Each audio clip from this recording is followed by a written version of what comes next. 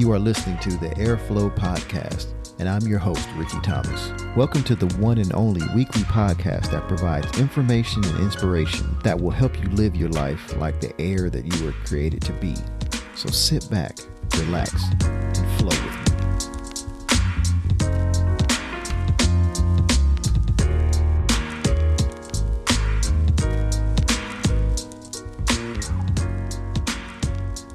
All right. Welcome everybody back to the Airflow Podcast. I'm your host, Ricky Thomas. And today we have a special guest.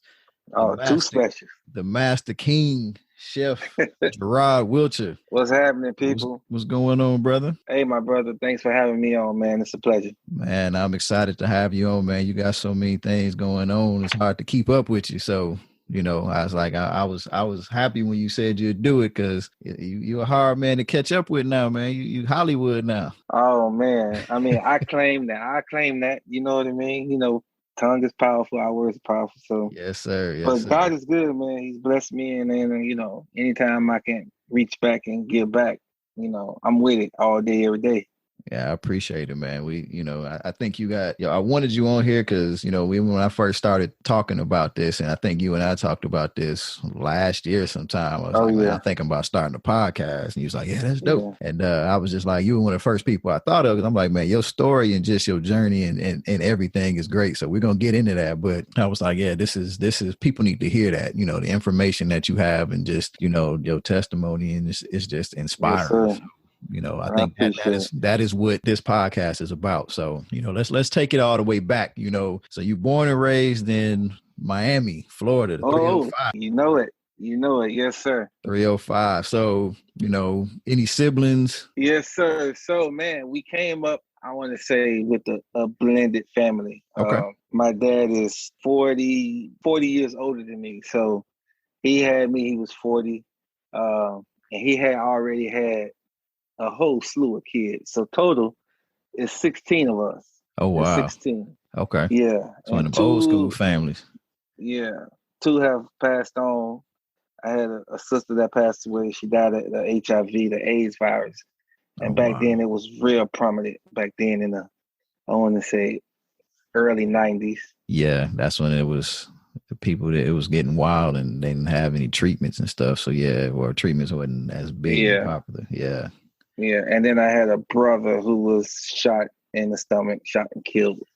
So, oh man, there's 14 of us left, man, and we're a pretty close family, pretty tight knit. You know what I mean? So, right, yeah. So 16 kids. My dad. Yeah. So you definitely got a lot of different. I'm sure you got a million stories about just growing up, but Oh yeah. What would you say, like, just your childhood was like growing up for you? Man, it was, my childhood was challenging. I say from the age of, being born to about 6 or 7, I'm a kid, so you don't pay attention to much. Right. And life was good. But then when I hit around 8 or 9 years old, my mom and dad got really addicted to crack. And it kind of tore the family apart. Right. They were always doing it back then. Now when I look back, but it didn't dominate. It didn't take over until I got around that 8 or 9 age where, their sense of taking care of their family was just shot. It was like every man for himself for me at a very young age. Wow. So you were having to take care of yourself a lot, or, was it just kind of like just different situations for y'all to just survive through that? I was taking care of myself, but I had older brothers. But okay. the environment that I grew up in, my brothers was slanging dope and robbing and stuff like that. So, right. And then they left the house because they were older. So it was me and my 2 little ones. So I was my 2 little sisters. So if I was 8 or 9, they were like 6 and 5, 6 and 4. Wow. So. And my mom and them, they were so into, the drug habit. Right. Nothing else mattered. Right, getting kids, that high. Yeah. They were chasing that high. So you were one of the youngest out of the bunch. Yes. Man, I think I'm like number 11 because underneath me, I have I gotta say the names to count it. I know it's crazy. Regina, Tallulah, Aaron, Famous, Survivors. So there's 5 underneath me. So okay. we can add that 16. I think that's 11 older than me, right? Yeah. Wow. Okay. Yeah. So, being kind of the one of the out of the youngest group and, having to experience, kind of a new reality kind of fast, how did that transition into you getting into, I guess the culinary arts? Like, how did you go from the childhood there that, dealing with what you dealt with and then getting into or developing this passion for cooking? Wow. That is a good question. Honestly, I did not want to continue because I had to do what was around me to survive. Right. And I did not want to continue doing that because what I saw around me, I did not want that to be, a part of me. You didn't want to be a victim of your environment. Right. So I saw family members going to jail. I seen people getting shot. And I'm not talking about like on TV. I'm saying like I'll be on the block, you on the block. Yeah. Somebody come up, pop you, and I'm seeing that with my own eyes. You were in the trenches for real then. Yeah, man. I'm seeing people getting robbed and killed and family members going to jail, family members getting killed, family members in hospitals after being shot. So I was like, man, like if this is the end, if the goal is to survive, this ain't surviving. Like there has to be another way. Yeah. So in order for me to stop selling drugs and dealing with the environment, I still needed to make money, And one of the jobs I took paid every week, and it kind of like slowly, because I was in it and the money was easy and quick, but there's consequences to that. Right. So I got this job working at the Hard Rock Cafe in Miami, and they paid every week, and I worked a lot of hours. So that kind of supplemented the money I was making, from selling drugs to actually being legal. So the passion for cooking wasn't there. The passion for making money, or legal money was there, and the cooking was something that someone else saw in me and helped bring it out. So you were working at Hard Rock. Were you like kind of a line cook? Were you just working in the kitchen? Like, yeah, I started out as a line cook. This is crazy. This is like the first big job. I worked at McDonald's and all that, but that didn't last because the money wasn't. Yeah. McDonald's money is cool when you're young, but when you coming from that life, McDonald's money is like a slap in the face. So right. So my first job, this is crazy. I used to line. They put me because my experience wasn't that great. I have to take a whole bunch of plates and line them up, maybe 50, and make what we call burger sets. But I'm saying 50, but like 50 every 5 minutes or every 3 minutes. Wow. So I take up the plates, line them up, lettuce, tomato, onion. So you just layering across 50 plates. Yeah, pickle. As quick as I can make them, the guy working the grill or the person next to me would take the plates, put them on the table behind me, and he would put the burger on there and they would fly out. And I couldn't keep up. I was like, oh my God, I think I'm going back on the block. So man, I had to pay my dues. So yeah, once I did that, I started getting good at that. And then I gradually moved to the fry station, the salad station. So like I'm Coming to America, you start off on washing lettuce and then you move to the grill. And that's when the big bucks start rolling. Exactly, man. Exactly.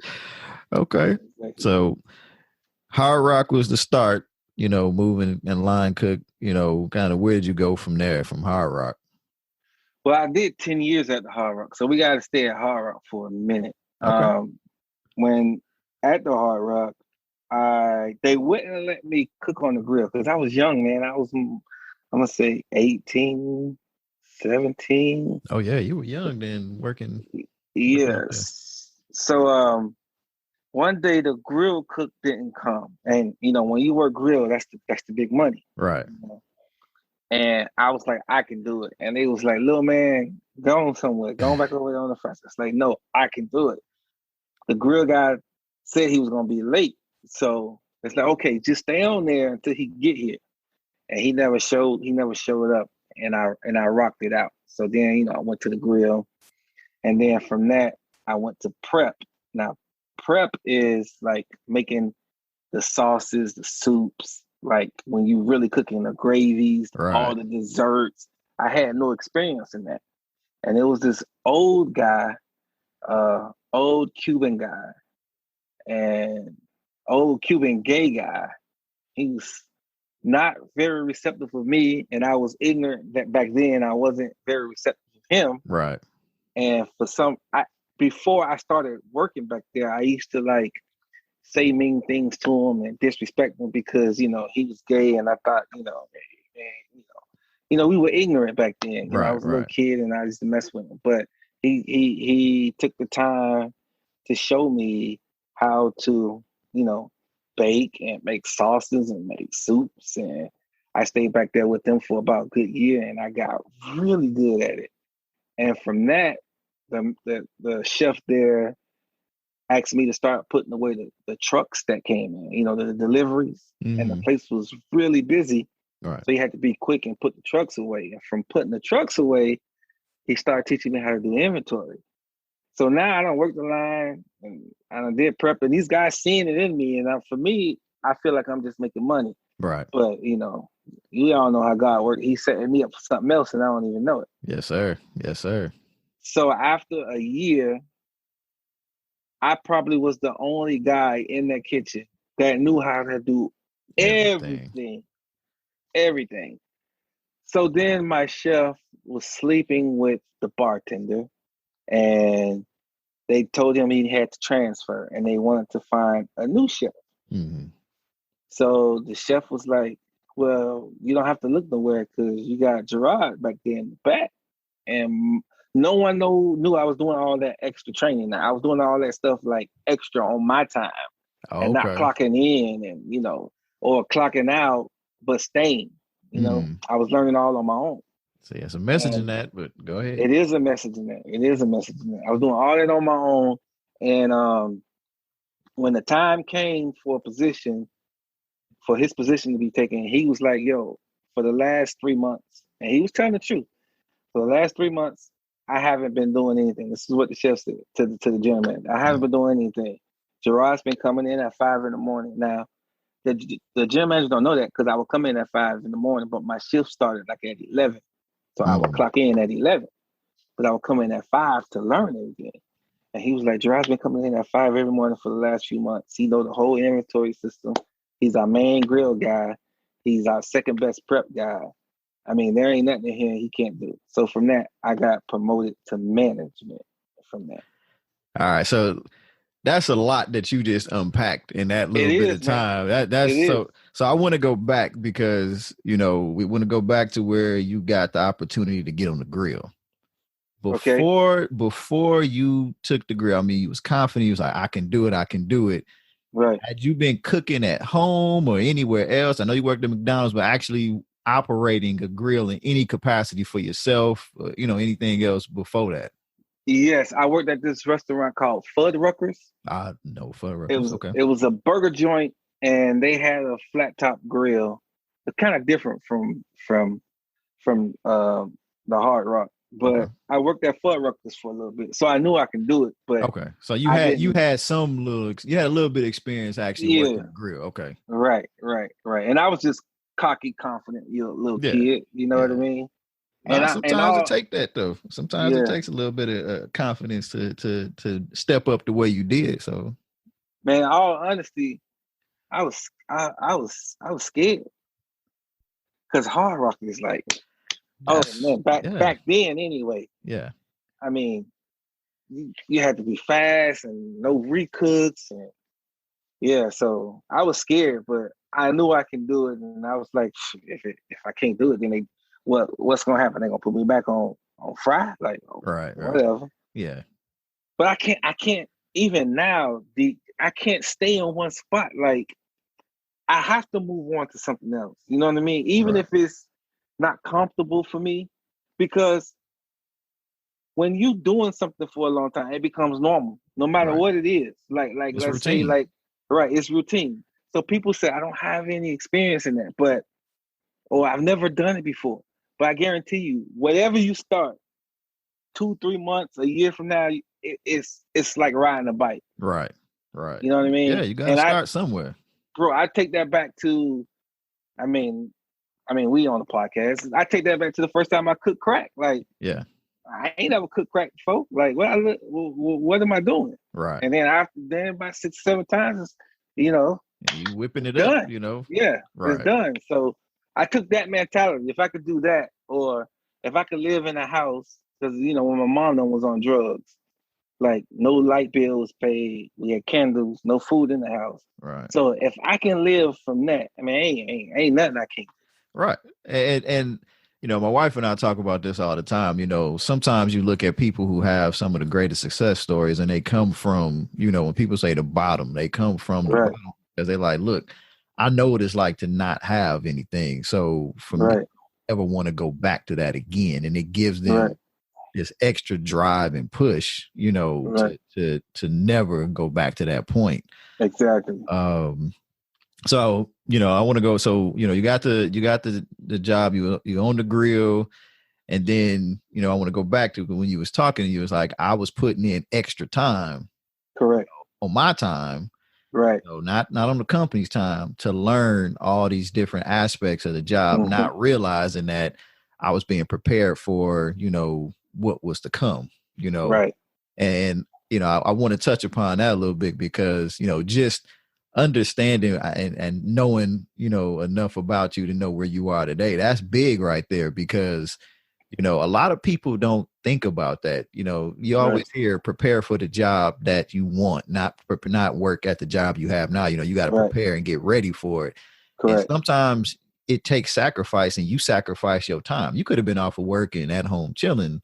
Right. But you saw an opportunity, didn't know where it was going to lead you. Like you said, you didn't know where it was going to take you. You didn't know that's where it was. But that's just showing God having a plan, and you just walking into it and doing what you had to do and picking up a new skill set. So now you getting on this opportunity, the chef's getting let go.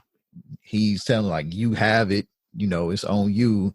So how did that transition go with the owners? It was just like, yeah, we'll definitely put you in there. They were like, no, we got to see what you can do. Like, how did that process work out? Well, to rewind just a little bit, when I was doing that on my time, and some of the dudes in there, man, you Uncle Tom, or nigga, you ain't even getting paid for that. Like I was getting that all the time. Like, like, hey, oh, you can't say nothing around Jerod. He gonna go back and, I was getting all type of, you were getting burned up in there because you was trying to better yourself. It was hard, man. Even with my first kids, my first wife, my girlfriend at the time, she's like, you doing all this extra stuff. You could be home and you going in, and then you ain't even clocking in, because, we was living together. We had bills to pay. Right. And, she seen the check with 40 hours, but see me there 55. She like, that ain't what's going on? Right. Yeah. So even that battle was hard, man. And I was just like, hey, man, they willing to teach me. And like, they need to teach you on the clock. So I hear from her, then I go to work, and I hear from my coworkers and peers. So it was hard. That's tough to get it, because sometimes when you on the road to better yourself or better your situation, even those closer to you may not necessarily understand what you're doing and the purpose. You can explain it, but when bills are due and money is short, they're like, well, that time can be used for other stuff, not seeing the future and what the end goal could be in that. Which is that's a tough thing to deal with, because you are getting it on both sides. You at the office getting it, and you getting it when you get home. It's like, where do I get my peace from? So that's crazy. So All right, so we got through that part. You're dealing with that. Now opportunity presents itself to potentially take over the kitchen. So now what do we? How does that play out? So the general manager calls me in the office and he gives me an offer. And back then, like 40, if you made 40 grand back then, and I'm saying 90, I think I became management in 99, 98, somewhere up in there. I was like, I want to make $40,000. And he was like, I'll offer you 39. And for some reason, I'm like, if it ain't 40, I ain't taking it. And he was like, 39. And he was like, I think he had me on speakerphone with corporate or something like that. And then he did something where he hung up the phone, supposedly by mistake, but he did it on purpose. He hung up the phone with them some kind of way. He got up, went to his door, closed his door, came back, sat down, and said, Jerod, you are an amazing talent. You're a young black man, probably had dreads. Yeah, I had dreads at the time. Young black man, dreads. I'm a white Jewish guy. Mm-hmm. You're not gonna get this opportunity again. If I was you, I would say yes to the 39,000. You work for me for a couple of years, and you can write your own story. You can leave, you can do whatever. But I'm trying to help you out, young man. So when I get up, I'm gonna open the door. I'm gonna get back on the phone. If you tell me $40,000 again, I can't give you the job because they won't let. He was like, take the job. He got up, opened the door. The guy called the people. Oh, I'm sorry, I don't know what happened to the phone. Where did we left off? And somebody said we was at the offer, whatever. It's like, okay, Jerod, we're gonna offer you 39,000, blah blah blah blah. And then I took the job. Okay. So he kind of helped me with that whole situation because I was being stubborn, and you know what I mean. And he gave me some real, man. But you know what the beauty of it all is, and again, it's just how God does things. He puts people in your path that look different than you, just different backgrounds, different situations. But he saw the potential. Like you said, he said you got a bright future. He didn't see the dreads and all that stuff. He saw the work ethic, what you did to get to that point, and understanding how you were working, extra hours and not clocking in. This is on your time to get to that point. So he knew he had something valuable, but he also understands how that talent can translate in the industry, being in the food industry like that. So all right, so you take the job, and now at that point, are you the head chef or how? Yes, I am. Okay, so you're the head chef at the Hard Rock.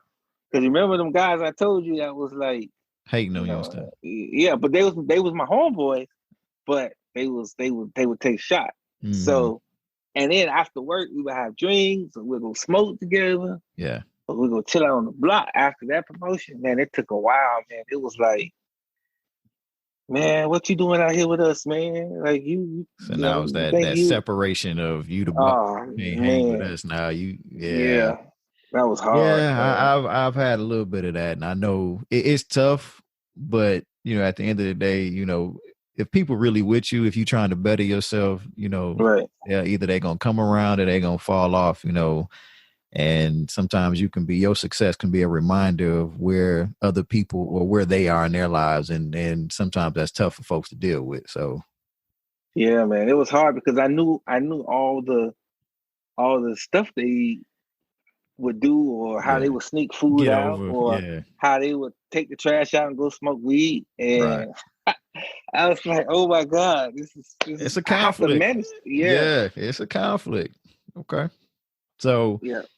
Got through it though. So you managing the kitchen. Now you said you were there for 10 years. So how long when you started till you got this management position? How many years was that in?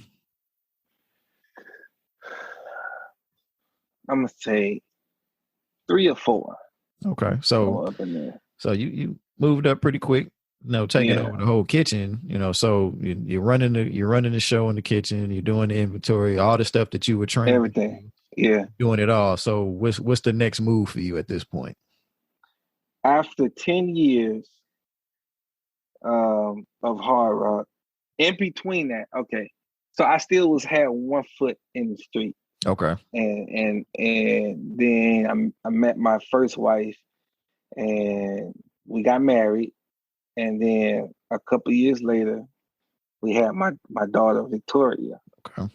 And when Victoria was born, I still was kind of, in the streets, but not in the streets.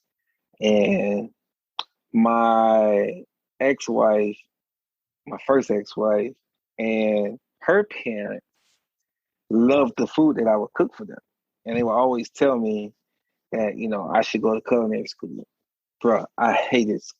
The only thing I liked about school was the sports I used to play. Mm. And I went to school for broadcast and journalism. Okay. So I liked those classes. Yeah. And of course the girls. Right. But as far as like the work and everything, yeah. I hated it. So I'm grown now and I'm making an okay living. So why I want to go to school for it? You know what I mean? Back to school, right. But then when, my ex-wife was pregnant, I was like, okay, I got to do something because I'm getting ready to be an example for somebody. Mm. You know what I mean? So I decided to go to culinary school. Okay. So and while I was managing, that was. So that's big. I mean, again, bettering yourself. So again, and it's a theme there. So when you were a line cook, you were doing extra. You were taking your time to learn stuff, and in the kitchen, in and out the kitchen, inventory, all that other stuff. You weren't getting paid for that. Now you're going to school, outside. So again, sacrificing time, from the family and just your own time to wind down to get this degree. So you went to Johnson & Wales University. Mm-hmm. And so what was the driver for that? Did somebody say, hey, if you get your degree in culinary arts, that'll help you, double or triple your salary or be able to move different places? Like what prompted that degree in culinary arts? Man, quite a few things. And like I said earlier, I grew up in a house with like no electricity, no food, no guidance. I had to figure out what we were going to eat. And dude, I used to have, it was a tinfoil plate. Like if you buy some potato pie and that tinfoil pan that comes, I would take that, mix some flour and water in it, and hold it over a candle and move it around until it got kind of hard, and feed like doughy bread to me and my two little sisters. Wow. So looking back on that, like that still like put fire in me now. Like if I can come from that, like ain't nothing I can't do. So when I start doubting myself and saying, dang, I don't want to go to school, like, it's gonna be too much and I don't feel like doing all that, and then I sit.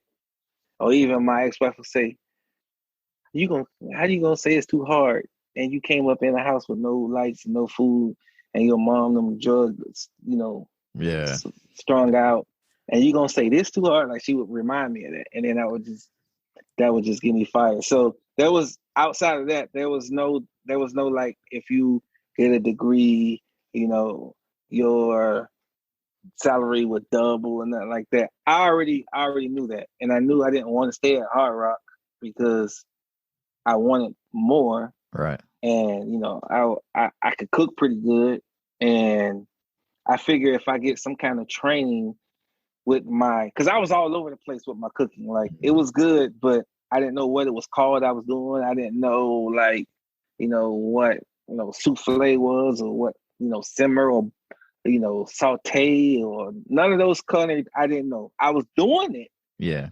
Because it was a God-given gift. Right. But I had to go there for them to really polish me up and get an understanding of what it was I was doing. Because the techniques down and everything. Hispanic guy was telling me how to do it.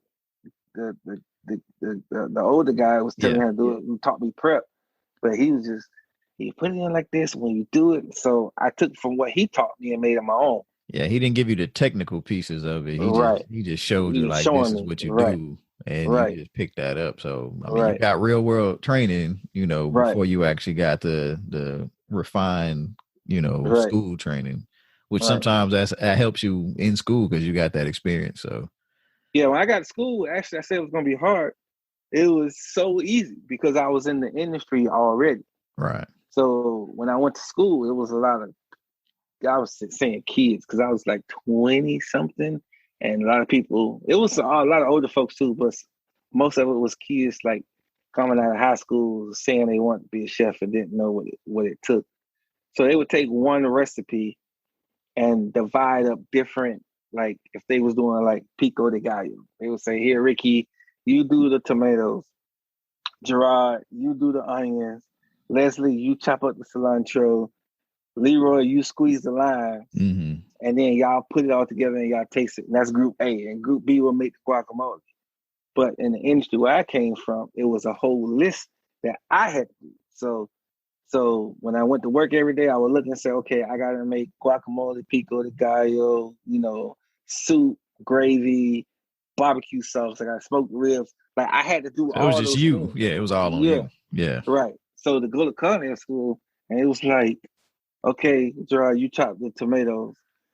Everybody else like, I'm done, and I'm just sitting around. I'm like, yo, like I would complain to the chefs there or the teachers there, like this ain't how it is. Like y'all setting these people up to fail when they get out there. Right. Like this is not real world training y'all giving them. So looking at they looking at you like, who is this guy coming in here and telling us? Right. So culinary school was a piece of cake. So now I did learn a lot, but as far as the actual doing the work or whatever, it was good. So were your cutting skills already on point? No. So is that something you picked up at culinary schools? Yes. Okay. You got graded on cuts. You got graded on cracking eggs, peeling potatoes. Listen, man. When I say I done it all, dishwashing and everything, I done it all, and I kind of think like right now, I mean, I'm standing on my soapbox. Like the industry is kind of watered down because chefs are not chefs. Like I feel like to be a chef, like you have to go through the whole process. Right. You know what I mean? Like not like just wake up one morning and say I want to be a chef or go to the online classes. And I know it's 2021 and I guess I'm old fashioned, but I feel like for there's always something to be said about a person who's gone through a process to get to where they are, and it's not too short. I know nowadays people can become successful overnight, and it truly happens. Even from the cooking standpoint, you can just be very good at a certain thing, right? And you can monetize off of that, and people will call you a chef. I mean, I watch a ton of cooking shows. I love to cook, but I wanted to go to actual culinary school. Like I was serious about wanting to do that because I believed I wanted to learn the right way, proper techniques of how to do that. So that was important to me. So I can see where you're coming from with that because you're like, man, I did all this stuff. I got people that they call themselves chefs and they can't even slice an onion in the right way. Right. They throw it in a processor and that's how they do it. So I can definitely understand some of that for sure. Right. But it's the world we live in. So yeah. So all right. So we Hard Rock was there, did 10 years. At some point, you get an opportunity to jump and move over to Tennessee. So how does that all come about? Well, after 10 years of Hard Rock, so 2005. In 2005, I tell them, 2004, I say once I get my 10 years, because 10 years at the Hard Rock, they give you a Rolex. So I wanted my Rolex. I don't know if they still do that, but back then I got a Rolex. So after 10 years of working for them, I got my Rolex. And I put in my notice, and they were sad to see me go because I wanted to do my own thing. So I bought a food trailer back then. Okay. This is way before food trucks was popular. So for 2 years, I worked on my food truck in Miami. I sold stuff like, I called it, I'm still hood now, so don't laugh at the name. No, I think I got a shirt upstairs with the logo and the name of the trailer was oh man, Ghetto Gourmet. Ghetto Gourmet. All right. I had the chef like doing the kiss on the shirt, and the Ghetto Gourmet. and the logo was, or the saying was, eating good in the hood, and I just stole that from Eating Good in the Neighborhood from what's that? Tony Roma's one of those like restaurants. That. Yeah, Chili's or whatever. I think it is Chili's. Yeah, so I called it Eating Good in the Hood. It was Ghetto Gourmet, and I was doing stuff like fried. See, my mind's different, so I was doing stuff people wasn't doing. So I was frying crab legs and doing like fried lobster tails and buffalo lobster, and and I've noticed that about you. You take, people usually treat seafood as a delicacy, and they treat it in a certain way and kind of upscale. You take it and like, I'm gonna fry it. I mean, the first time I saw you deep fry a lobster tail, I'm like, man, that sounds so weird and so good at the same time. So people love it, man. Yeah, but the funny thing about it is, you think about you talk about how you think differently, and that innovation that you have, you kind of can trace that back to where you say you were sitting there with your younger sisters, your younger siblings, and you got the flour and the water and the pan and the candle, and you making some bread, or some type of doughy bread for y'all to eat. That came out of necessity, but it was also a sign that, you do have that skill. Like, you can probably go back and track, like, man, I used to make some crazy things that it's true.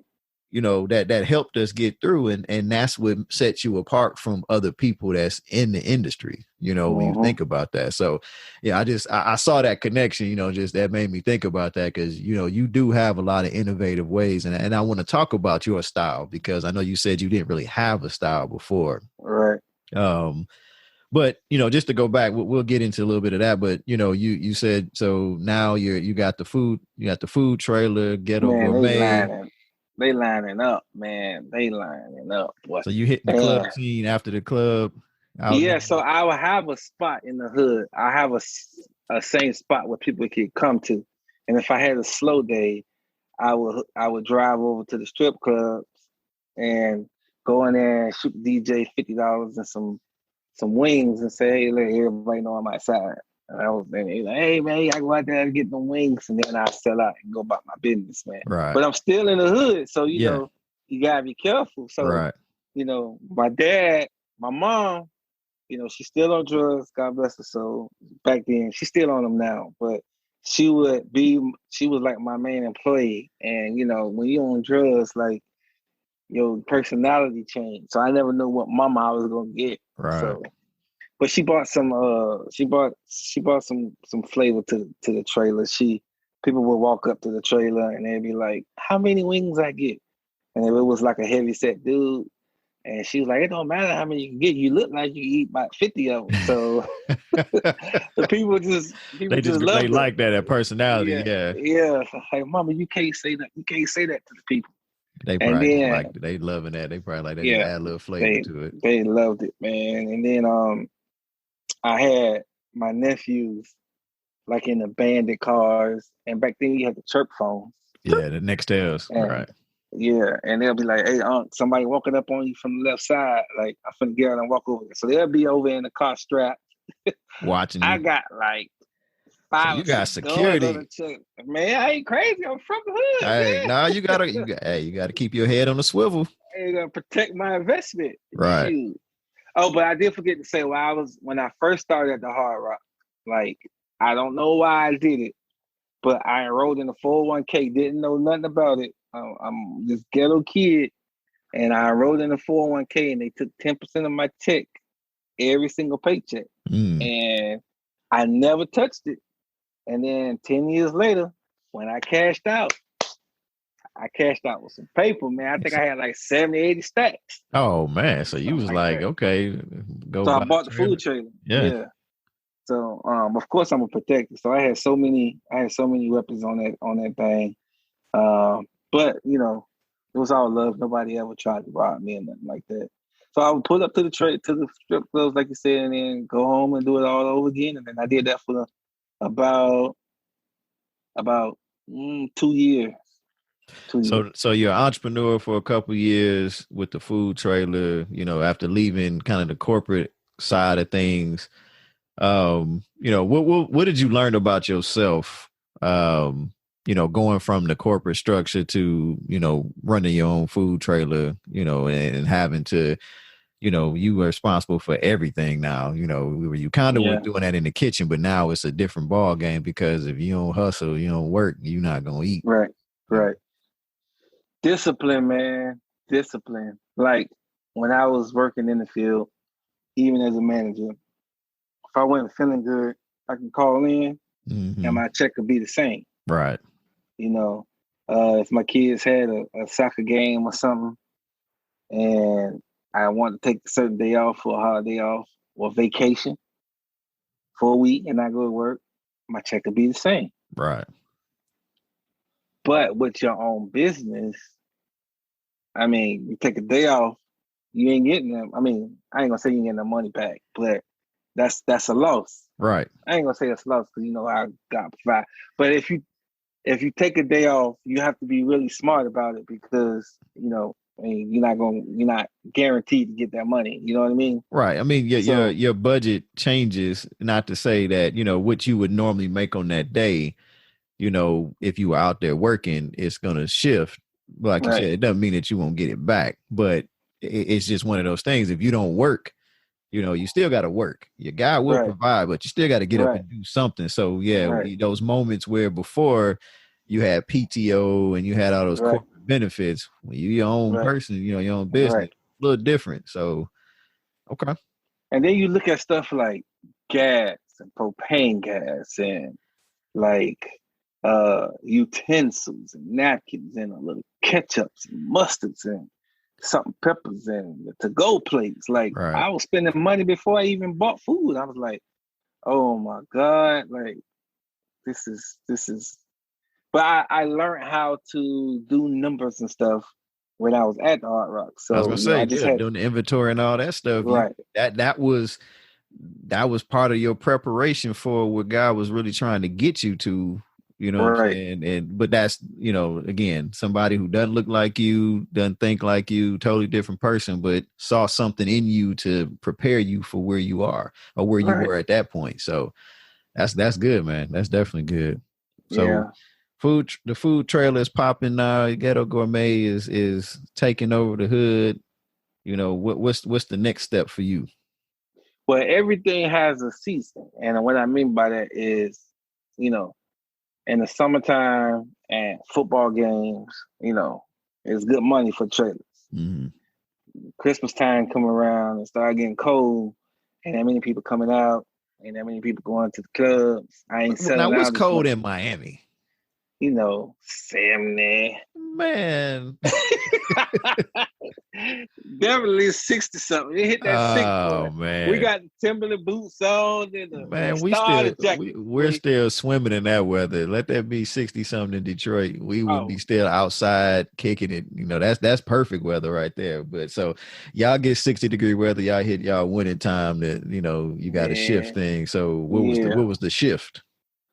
Man, it got slower, so the money wasn't as prevalent. And then, with me not working in a corporate job, insurance is high and medical bills. So I thought that I can do the trailer and work.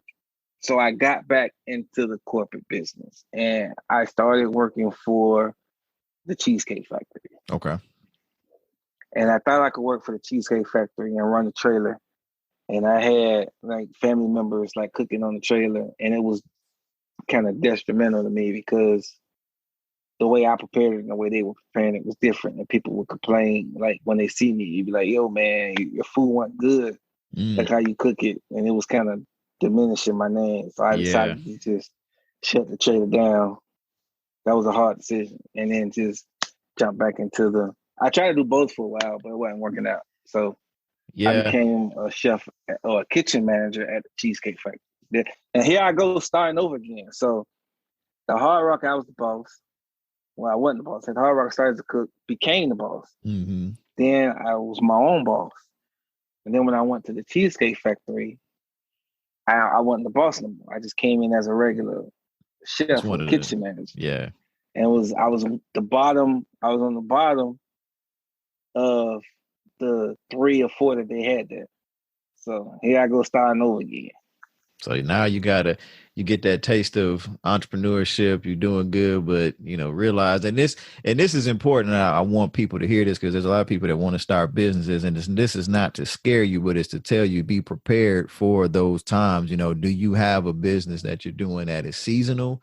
And if so, have a plan, because like you said, insurance still has to be paid. There's still, you got to pay for the truck, the trailer that you have. You still got to have insurance on that, even if you're not using it actively, because if something happens, now you're out of all of that, even medical, if you got to pay for your own medical insurance, something still has to be paid. You got to have insurance. And in your situation, you're married with kids. So, you got to, make something happen. So, that's important for people to hear that, because, a lot of people get in this euphoric state, like, I'm going to go start this truck.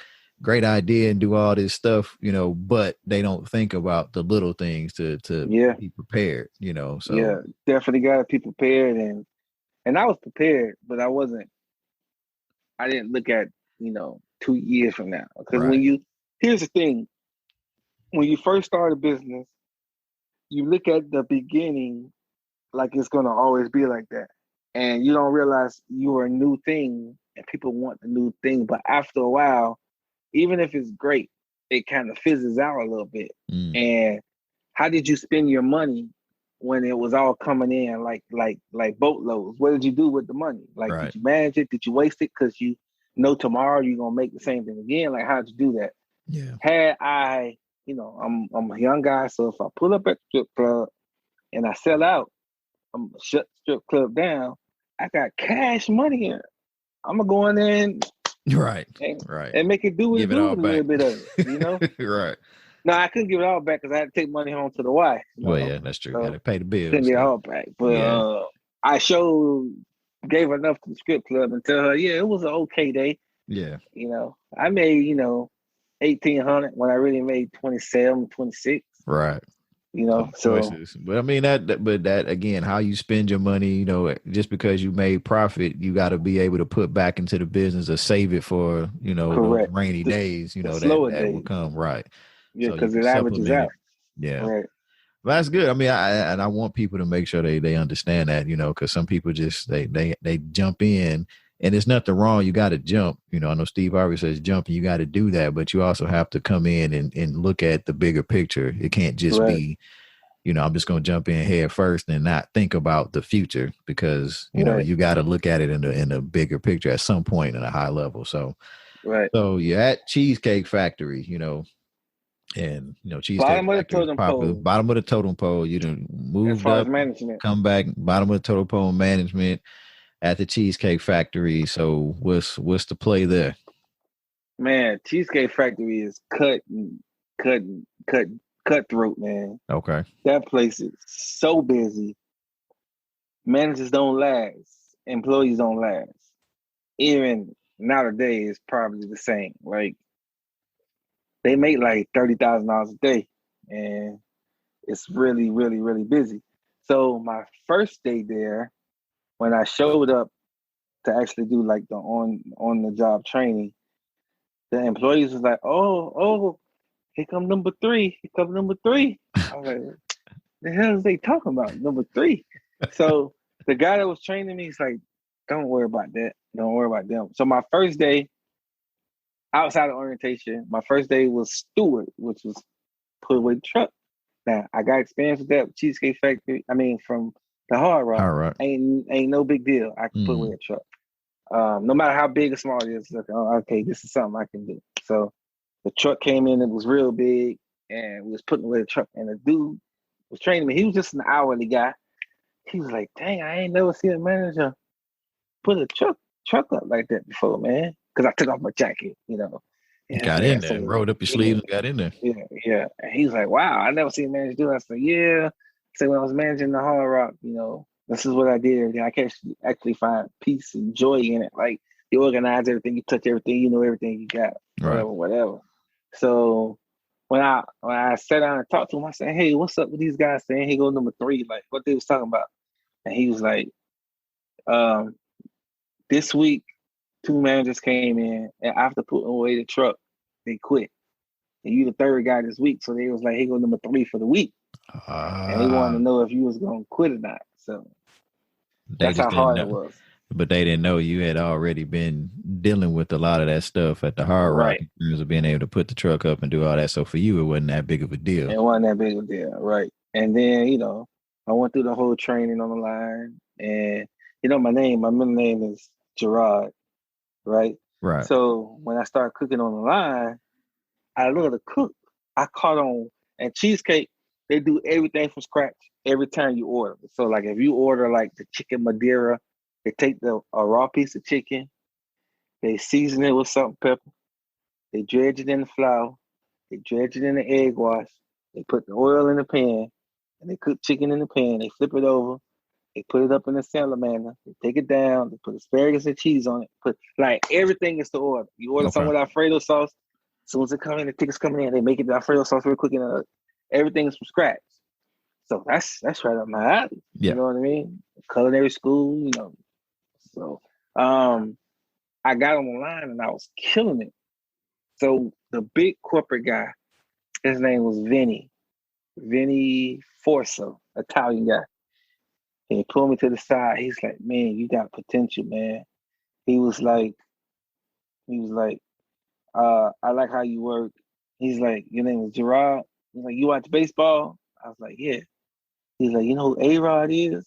I said, "Yeah, kind of sort of." He's like, "Yeah, but I'm black. Black people don't really watch baseball, but I know who A-Rod is." And he's like, "Okay, I'm gonna start calling you J-Rod because you're a superstar. You knocking it out of the park." So from that point on, for anybody who ever worked for the Cheesecake Factory, they know me as J-Rod. J-Rod. So right now today, if I go to Miami and bump into somebody from Cheesecake Factory, or even on Facebook, they be like, "What's up, J-Rod or J-Dog or whatever?" So yeah, the J-Rod stuck, and from there, I was just picking up quick, man. It was very, very fast paced, very, very, very, very, very busy, but I was holding my own. So they fast tracked me after like a week into training. Mm-hmm. The corporate people got together and said, "Okay, we're going to fast track him to become an EKM, which is executive kitchen manager, instead of just a regular kitchen manager." So now we get some new titles now. Right. So the way Cheesecake works is you have to take these tests online, and then and corporate people come in and they test you on every time you get to a certain level. Mm-hmm. And they was fast checking me. So here we go with the hating again. So I'm coming in, I'm jumping over people that have been with the company 4-5 years. I'm there a year, 2 years. I'm jumping over them. Now I'm their boss. And here go the hate. You know what I mean? So I had to deal with that again. But it wasn't as hard as dealing with my homeboys. That was hard. Because y'all had a bigger relationship, outside of work. Outside of work, right. So I dealt with that okay. And then I got promoted, and I was running my own store within, I'm gonna say, 2 years. So it's almost like every step of the way, when you, especially in these corporate jobs, there's always somebody higher up that sees something in you. Man, I had an interview with somebody before, like they asked me, did I have a mentor? I was like, no, there was no mentor.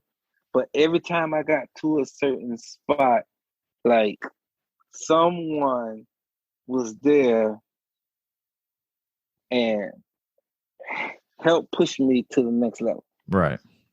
Every single step, my whole entire career, even to now. That's the airflow. I mean, that's you flowing there. You where you supposed to be, and God would drop somebody in your path for the season just to help you get to that point.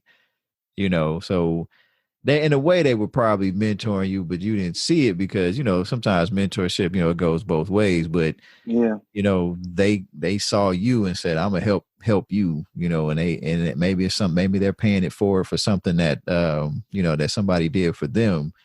Right. But certainly the fact that they were able to do that for you, and you know that's always going to cause some conflict with other people. Like, I've been here longer, or you know, I want that position, but you know, you came in there, kept your head down, did the work, and you know, sometimes you know, favor ain't fair, Right. and that's just how it goes. So you're running cheesecake factories. You got your own cheesecake factory store that you're running. Yes, sir. All right. I was pretty much running two of them. Okay. And I wanted to become a corporate chef. And that was big money. And they had it for me. They just would never commit it. And then I got a call at my cheesecake factory. The phone was ringing, and I never answered the phone. I was like, let those little hostess girls answer the phone. I'm too important to answer the phone. That's how I used to be. Like, somebody call for me, screen the call. I'll tell you if I want to answer or not. Tell my secretary. How the secretary answer. Yeah, right. So phone was ringing, and Lord told me to answer the phone. I get on the phone. Now, it's important that I answer the phone, because if I have my phone calls being screened, so if someone else would answer the phone, information would have got out. When me answer the phone, I'm like, "This is Chef Jerod. Oh, we've been trying to contact you for about 6 months now." I'm like, could call my cell phone. I was like, if you're trying to contact me and you don't have my cell phone number, that means I don't know you and you ain't supposed to contact me. It was like, no. We call your cell phone, and I don't know what they said, but it was like, we are a recruiter for Landry's, and we want to see if you're interested in talking about, you know, being an executive for our company. Like, I'm already an executive for Cheesecake. Like, I'm cool with Cheesecake. And she was like, it'll just take a minute of your time. We just want to talk to you. And Lord said, okay, talk to him. Don't shoot him off. Because I was getting calls like that often, but not specifically. Right. It would be a random. Are you happy with your job? Yeah. Here? But these people were looking for me specifically. So he's targeting you. This wasn't no just right. recruiter. They right. We been looking at you for a minute. Right. So I was like, okay, I will be in my car driving at 5:13 p.m.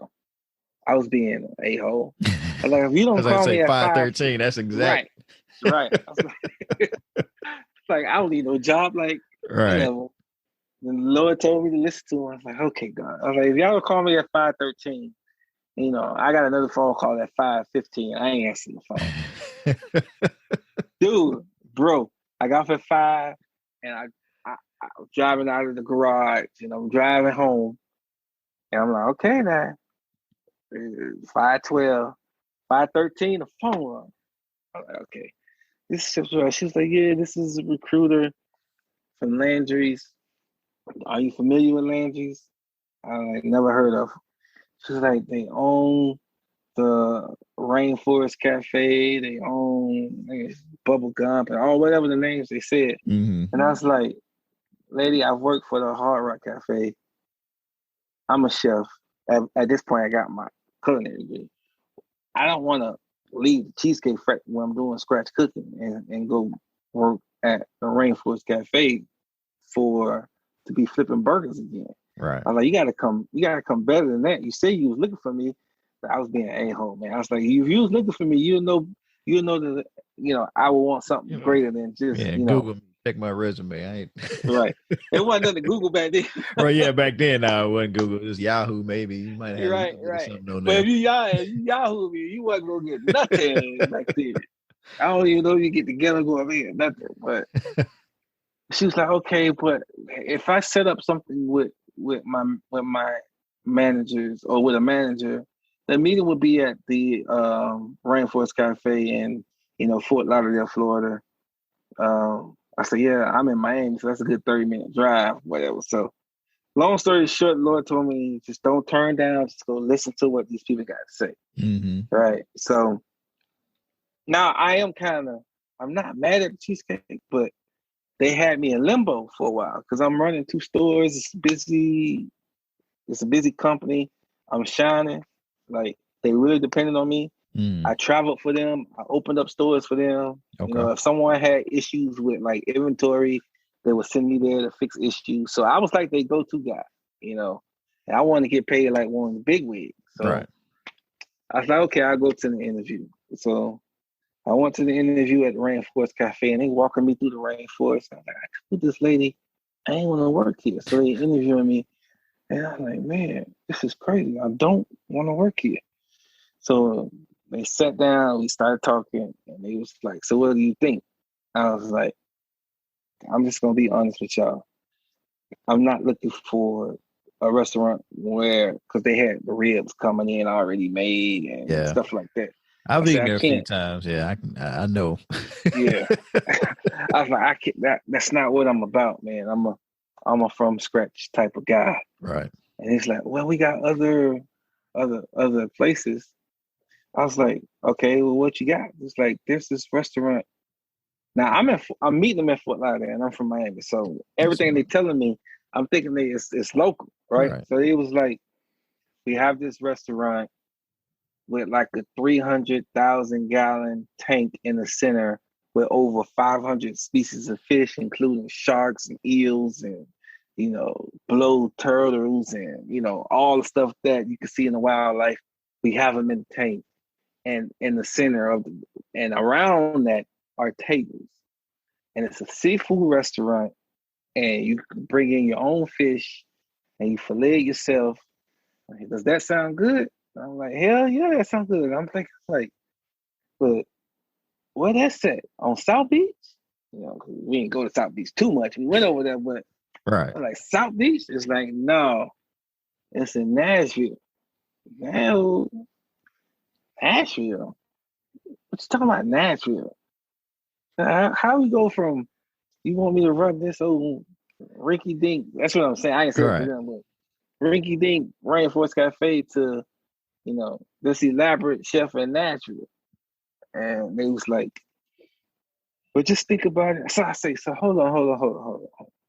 You gotta tell me what you're thinking. So are you saying you want me to relocate? It's a possibility. You know, we had a flood a few years ago, and now we getting this place back up and running. And I had no idea about no flood, nothing about Nashville, nothing. So I said, I don't know, man. I gotta think about this. So I went home, told my wife about it, and at this time, I'm on my second wife now. I'm on my second wife, and I'm telling her about it, and she just had my daughter, Denila. Brand new. Denila probably not even 2 weeks. Oh, wow. So yeah, she's new. Yeah. And, you know, my wife then, she, you know, I just had a baby in my family. Yeah, baby, I understand. So if you say no, we weren't at this point yet, because I was on the no. Mm-hmm. Then I got another call. I got another call from Landry saying the corporate people are flying in from Texas on this date and would like to meet with you. And she was like, if they are coming, I'll advise. This is the recruiter lady. I advise you to go, because they are like big dogs in the food industry. Mm-hmm. She said, I just want you to go and listen to them. I know you went before, and you're going to probably want to tell me no, but I need you to go and just listen to them. I was like, all right, now I ain't tell the wife I was going the second time. Mm.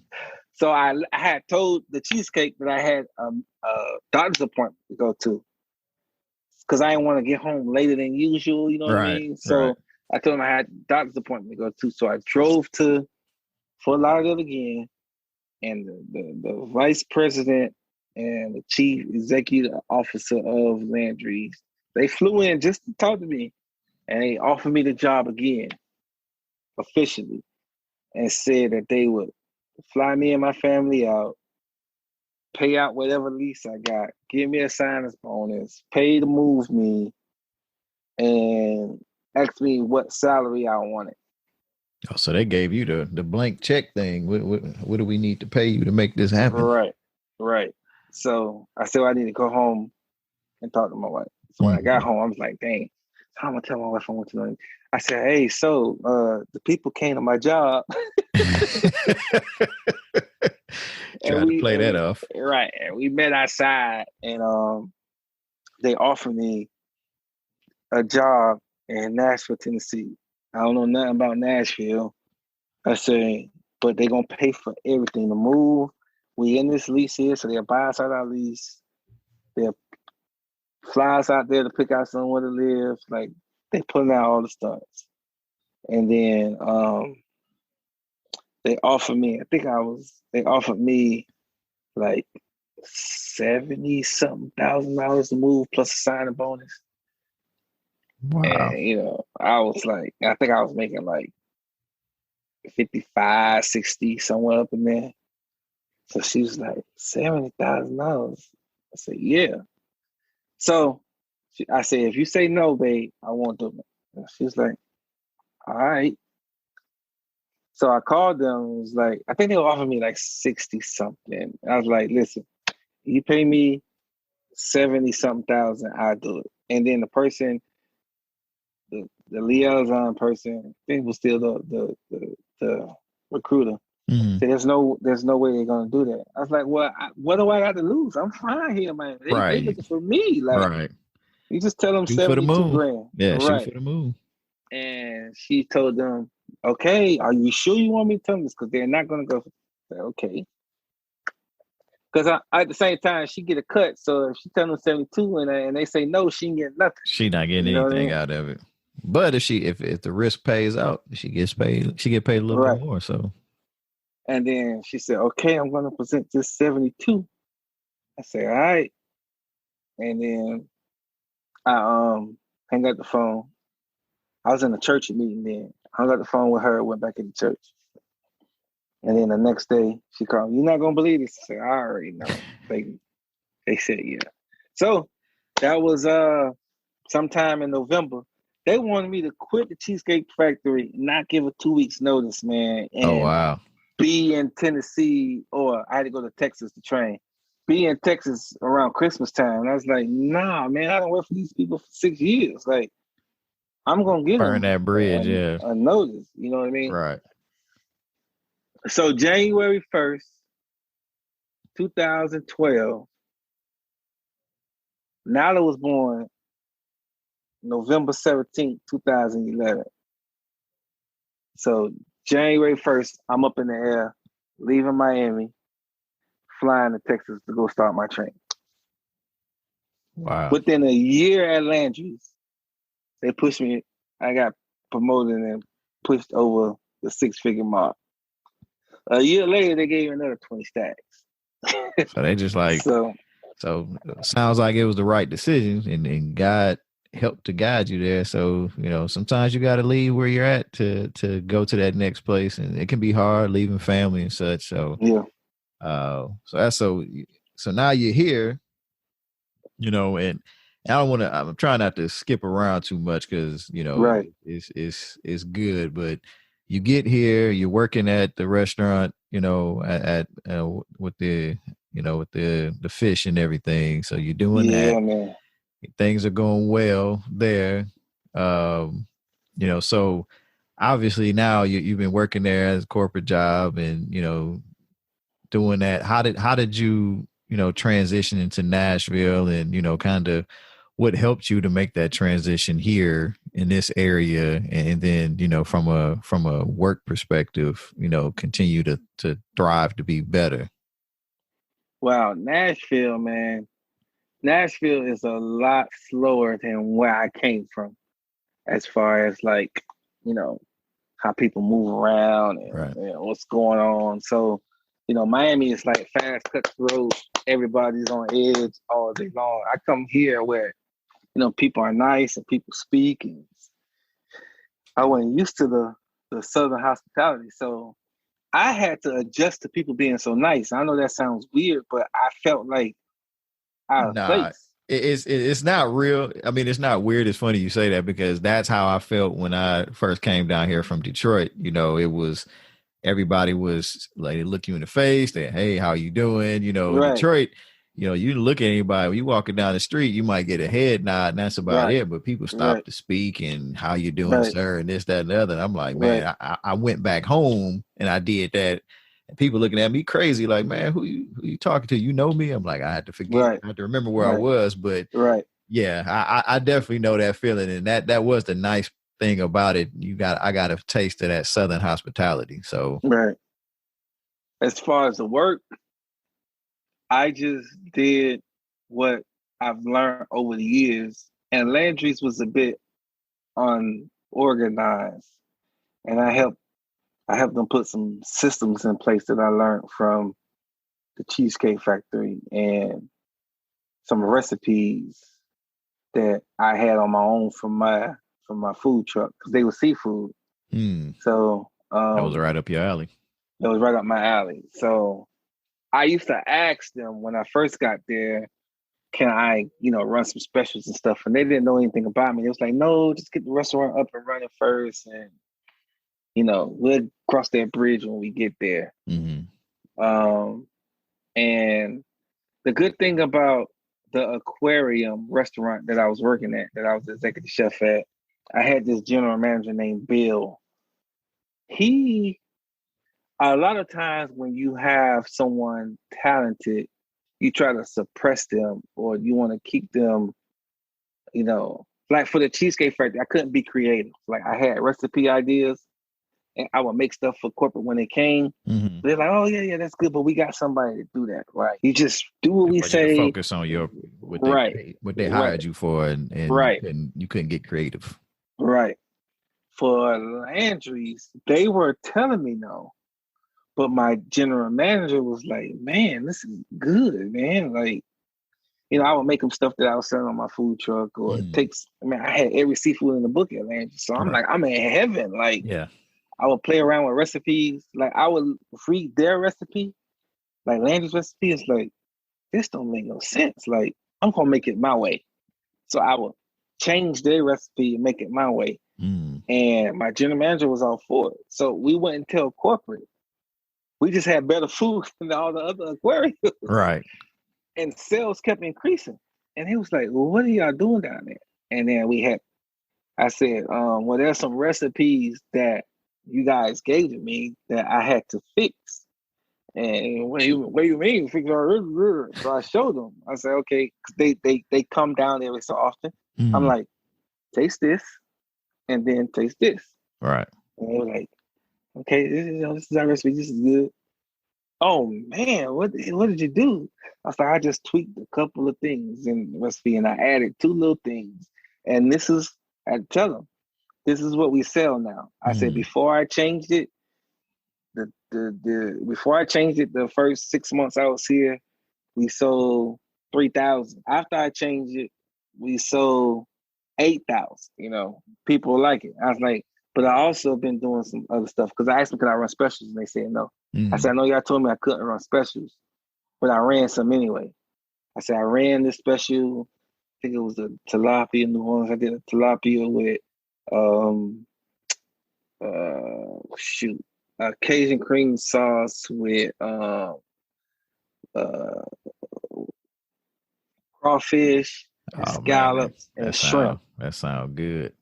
Right. And they were just putting blackened seasoning on there and just sending it out. Yeah. Yeah. And I said, I rung it in under something else, but I just want you to know we sold 800 and something of them, a total of $22,000. And they looking at me like, who the hell is he? Like, this dude coming here changing up our recipes. Yeah, I changed all their stuff, man. But I changed it. Helping the bottom line, so they gotta pay attention to it. So they was like, wow. So they was like, okay, keep running your specials. I need you to write out the recipe and send it to me. I was like, I ain't got it. I already got it written out step by step. It's already, my prep cooks got it back there. Like, we running it here. Right. Y'all been doing it. So this ain't like just something I came up with and said, here, try this. Like, we've been doing this for a minute. Right. And I was like, I apologize. You told me not to do it, but I figured if I did it and it didn't work, I mean, at least the worst you can do is fire me. It ain't like I'm gonna die or something. Right. I said, but if it does work, I mean, we got some new recipes we can work out. Yeah. And I say, y'all just got this real, like this simple menu. You can change the menu out or add an additional, seasonal menu or something. Yeah, kind of rotated different things in and out, which diversifies the menu, which is always good. And from that, they was like, man, this is so good. We need to let's put you in one of our contests for our chefs. And I'm brand new now. Mm-hmm. So one of the corporate guys was like totally against it because he didn't come and he didn't have food. So it's like, yo, we got this chef down in Nashville from Miami, man. He'll do good in this competition. Landry's a big company. Right. They got all these restaurants and a lot of them high end. Yeah. So the first competition that they put me in, the only reason I got in there because the top dog said no because he didn't come. He was like, no, he's too young. Because they so serious. It's so competitive. Yeah. Different regions and all that, and it's like bragging rights. Right. So they're not just going to put anybody in the competition that ain't proven. So my corporate chef was like, here go one of those people again. Like, okay, if you don't put him in, I'm going to step out and let him go in my place. Yeah.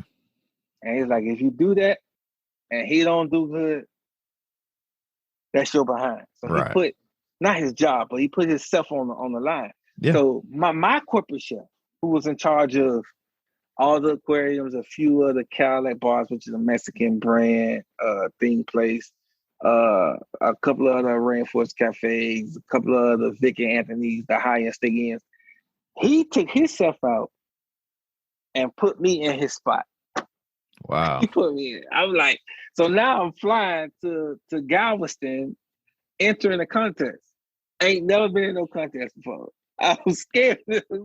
Hey, but again, you think about it, it's the pattern, right? It's the pattern. Oh my it's God. Always somebody that puts themselves out there for you to fail because they know that you got something special. And that's why I say it's just, if you see guy working through it, where at the time you're like, man, this is crazy, but people are risking their jobs, you know, for you now, so it's more than just I'm sharing information or I'm helping to propel you to this next place.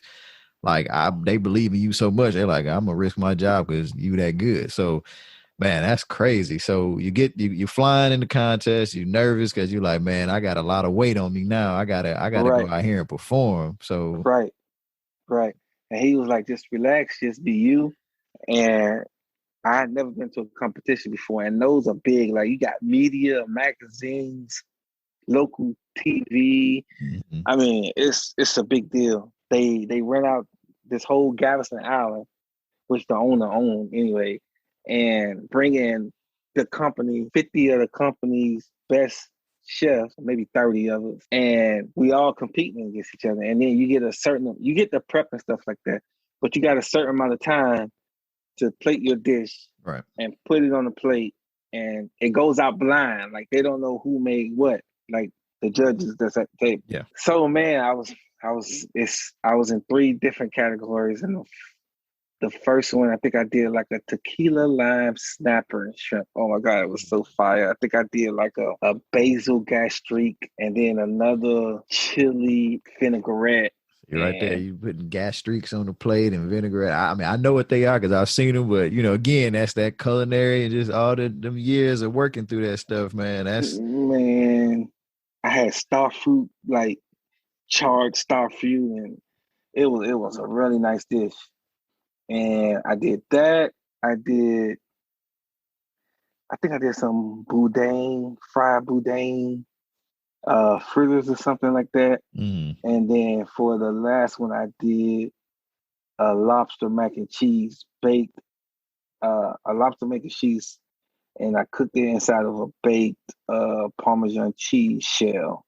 Mm. And I made some kind of sauce with some crispy pancetta and, some lobster on top, man. And I'm getting hungry. I'm getting real hungry, dude.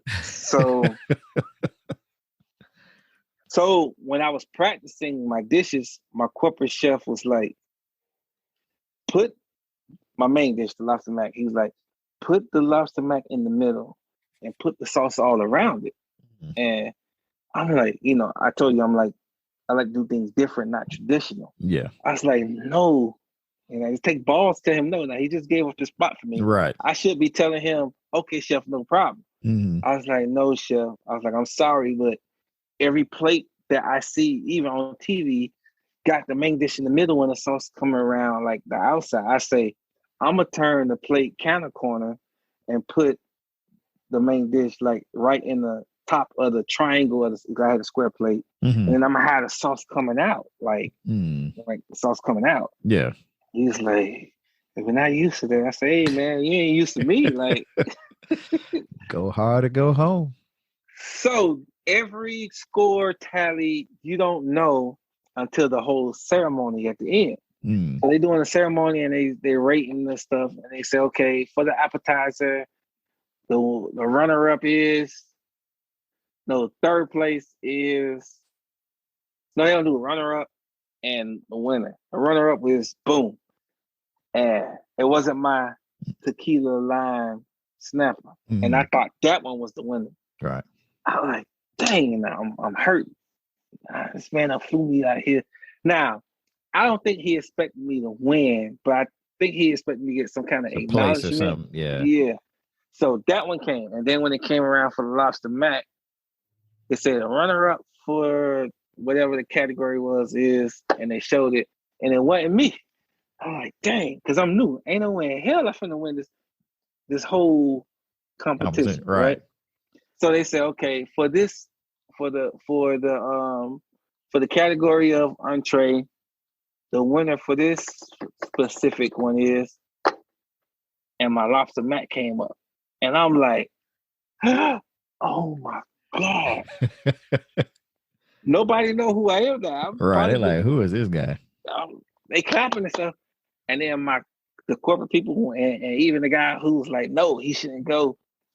I'm their division, right? I'm representing the division that they are over. And he's like, I knew it. I'm like, yeah, I bet you did, but I'm so overwhelmed, like I can't take it all in. Right. So now I'm shaking, and I go up, I get my award, and then you shake everybody's hand, you take pictures, you go back to your seat, and they still continue with whatever category, dessert, whatever. And then they said the overall winner for the entire competition, which this dish was far better than any other dish that we've had, no matter what category it was. This was the best dish that top of the best of the best. Yeah. And it hit the thing, and it was my lobster mac. I damn near fainted. Man, that was probably like I can see you probably went through like all kind of ranges of emotions on that one. I was like, wow. Somebody, and that's when I said, there. Yeah, and that's when I said, well, you were supposed to be there, but yeah. I'm really good at this. Like, yeah. So after all these years, now you just really starting to see like this is where I'm supposed to be. Right.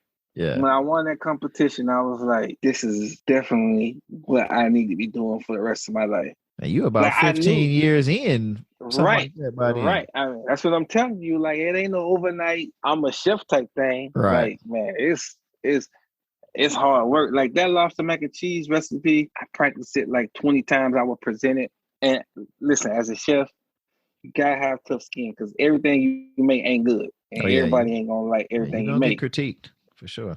So I practiced that, and it was like, because in the beginning I was putting like blue cheese in it, and I was practicing for the people at my store in Nashville, and he was like, "No, it's not. No, it's not. Like, what do you mean? It's good." But I had to take their, advice into consideration. Right.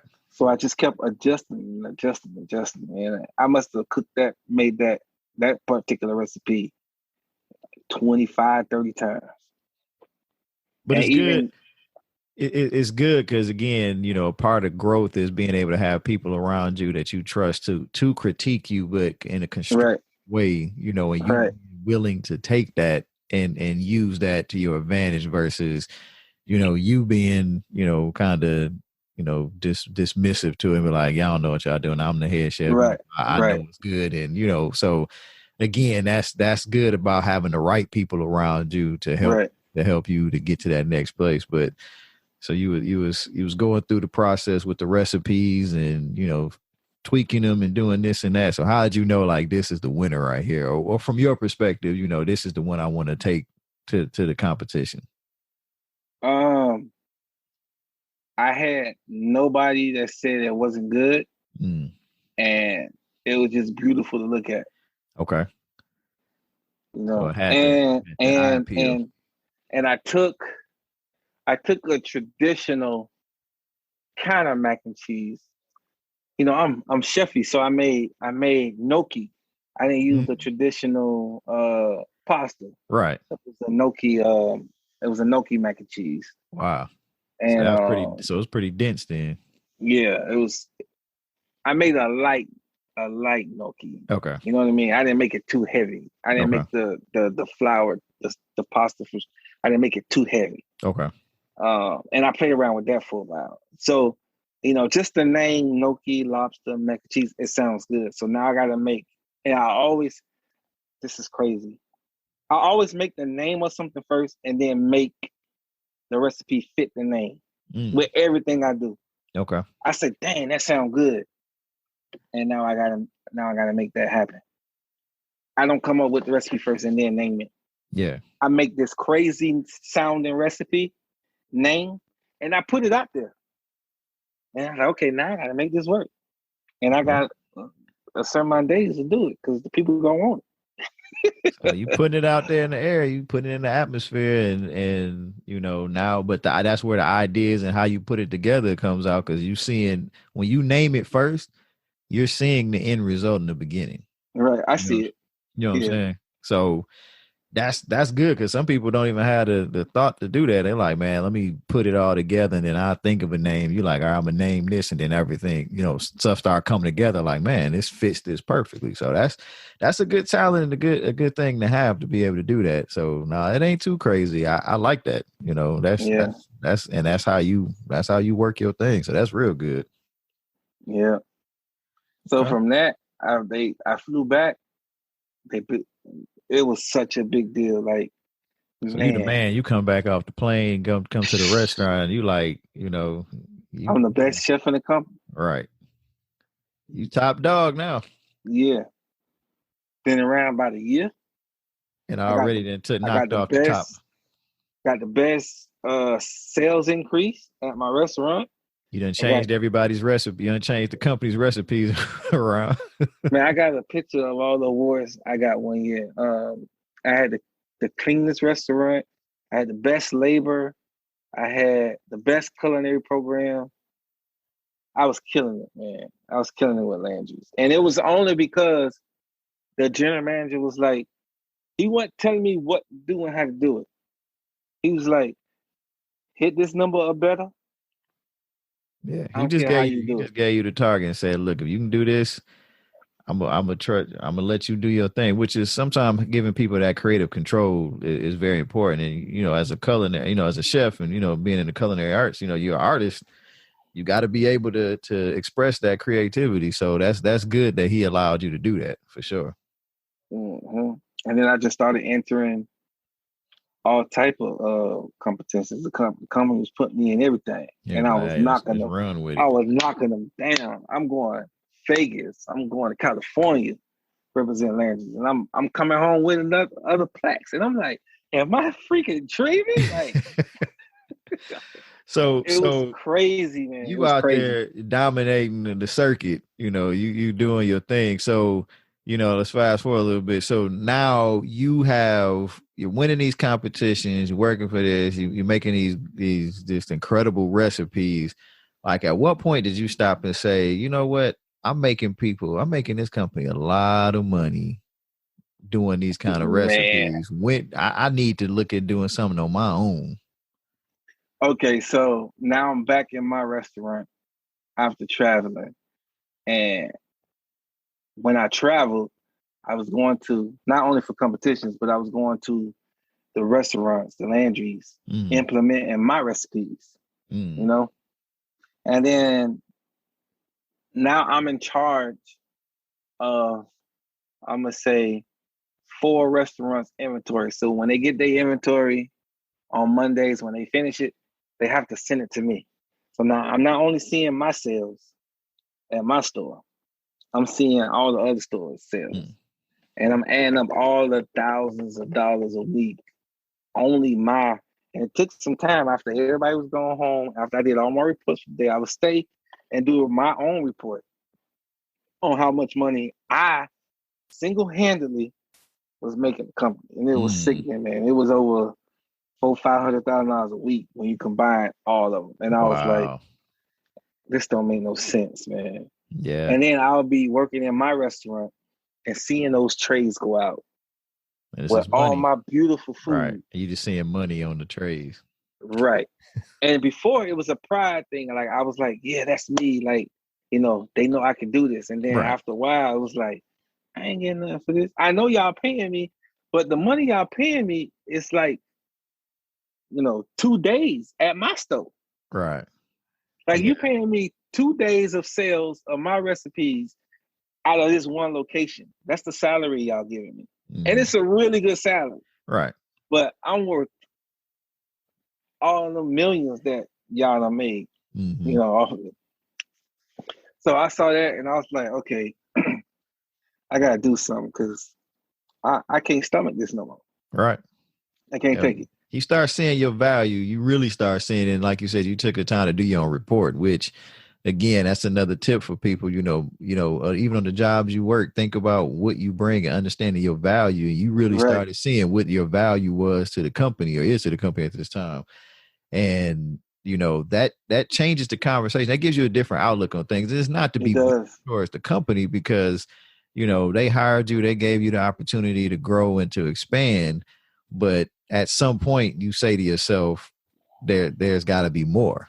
And I guess you got that when you start doing the reports and you seeing how much you bring and you're like, okay, I'm missing out on something here, you know, something bigger. And I think that's where guys start planting that seed. It's time to go to that next place. So, you know, so you're doing these reports and you're finding out all this stuff and like, you know what, you know, something needs to change. So, you know, where we go from there?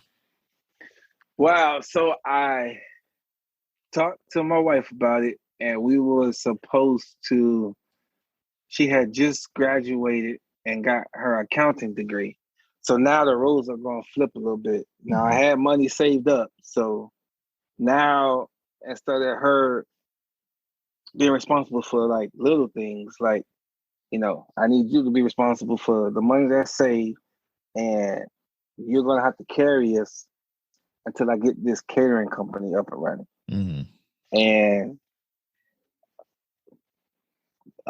we fell apart in the middle of that whole transition. Yeah. So now I'm not with Landry's no more, and I'm not with her no more. So I'm back at the beginning again. You know how many times I had to start over? Right. So I started working for Ted's Montana Grill as the chef there. So and you were the head chef. Yeah, I was the head chef. Yeah. So you go all the way back to the beginning, but still, you know, not at the level that you were at Landry's. Correct. Okay. I'm award-winning, you know, top chef to just head chef, and I just not to you know belittle being the head chef. Right. But I definitely took a few steps back. Right. But it's okay because, you know, you were there. It's part of your process. So it's not to say everything's bad, but, you know, you were at a higher level, but situations happen. Life throws some challenges and, you know, most definitely you go back to it. So you're at Ted Montana's, you're working as a chef and, you know, I definitely know part of this story, but again, it's definitely interesting to prepare yourself to the place that you are today. But, you know, how does the transition going to Ted's, you know, from there and then, you know, kind of take us into where you are now? I'm gonna be honest, man. I didn't like working there. This is the first time in my career, like, I didn't like where I was working. Mm-hmm. So I knew it was going to be temporary, but I started over. not only with work, I started over with my personal life too. Like I started my whole life started over, you know. So I worked the job and I gave it everything I had. And I worked a lot of hours and it was short-handed and it was short-staffed. And I was doing job functions that I hadn't done in years, like actually like cooking on the line and prepping. Because at Landry's I had people to do that. I was just, you know, running. I had 3 chefs under me. You were just directing. Right. I was just running the show. And so to have to go back, I don't want to say swallow my pride because I'm not really prideful, but I was doing jobs that I hadn't had to do in years. Yeah. You know what I mean? And they were so it's short. A change. It's a change. Yeah, it was a major adjustment. So I worked hard for a long time with with Ted's. But I still tried to do, or I still did my catering on the side as much as I could. Like I never let that dream go. And, you know, so when I could, I would cater, but most of my time was being taken up because I had to start over. So I had to get some place to live. I had to pay bills. I had to take care of the kids. So yeah, I had to do what I had to do. Yeah, so you go from 2 incomes to 1 and, you know, having to balance that and, you know, be responsible for what you're responsible for. So, yeah, that is a shift for sure. So mentally, with my life change and the job change, I could say I probably went into a depression for a little bit because I didn't like where I was. And I knew I had to work. Yeah. And I knew, you know, trying to build a catering company was out of the question at the time because I had bigger responsibilities. So, yeah, I was in a little funk for a little while. Yeah, I mean, and that's the thing. I mean, again, life is going. We know life is going to throw challenges, and you don't plan for that to happen. Nobody goes into relationships or goes into certain situations and plans for the bottom to fall out. But you know, when it happens, you know, what do you think is some of the foundational things that helped you to get back out of that funk and into where you needed to get back on track? First of all, God, man. To be, you know, to know his voice and to lean on him and to trust him. Yeah. Even when it ain't going what we think is our way. Right. You know, not knowing he prepared me for something greater. And you don't see that when you're going through. But just knowing God's voice, and no matter how bad it got or how I thought it was going bad, how bad it was to me in my physical eye, not my spiritual eye, to continue to trust God and listen to him. Now that was hard because I'm like, how you want me to do this and I ain't got this? Like, come on, man. Come on, God. Like, it's faith at a different level for sure. So definitely God. And while you're on God, you know, again, just listening to the story, you know, the one thing that I've noticed about you is that every step of the way you heard God and you knew the voice of God, and that helped you to get to the next level, you know, take this interview, do this, go here, you know, and doing that. And sometimes people miss that, you know, it takes being able to know the voice of God because there's other voices that you can hear that can lead you down the wrong path. So that's definitely a good thing. So we got God. And God's voice, it was a simple instruction and it wasn't forced. Yeah. You know, he didn't beat it across he didn't 5-6 times, you know, like, go ahead. And then he would show me that it's really him. Like, okay, so he'll say, listen, like, go to the interview. And then when I'm going to the interview, the lady called me and said, yeah, these people are flying in just to see you. So and I was like, okay, yeah, I know it was God. You know what I mean? Right. You getting the big wig treatment, you know. So you see it in the situation and you know how things are unfolding and stuff that they say, well, normally this doesn't happen or this is very unusual for us to do something like this. So that's how you know God is working through the process. So, you know, you had God, you know, which is, you know, a given. What else kind of helped you to get out that funk and really transition? I'm telling you, I told you when I was cooking that flour on that cannon. Yeah. Ain't nothing worse. Listen, I could be in my house with no AC and sweating my behind off, right? But as long as I ain't gotta cook no flour over no candle on tin foil plate, right, I'm good. Yeah. So that, even though that was probably the hardest part of my life, those years, and I was young, man. Like I was like my youngest son age. He 8. Yeah. And my daughter 9. Like I see them playing around and laughing and stuff like that. That age, I was trying to figure out what I'm gonna eat, and I can't go ask the man at the store for no more store credit because my mama already owed him $100-something, and he ain't gonna give it to me. And I can't go to my neighbor because we done burnt our bridges with her. So Yeah. So as long as I ain't gotta go through that experience, my childhood with like what I went through with no lights and digging in a dirty clothes hamper for clothes and stepping over crackheads and bums in my house to get out the door. Like, as long as I ain't got, I'm good. Life you and your good. Kids ain't got to deal with that. You can get through anything at this point.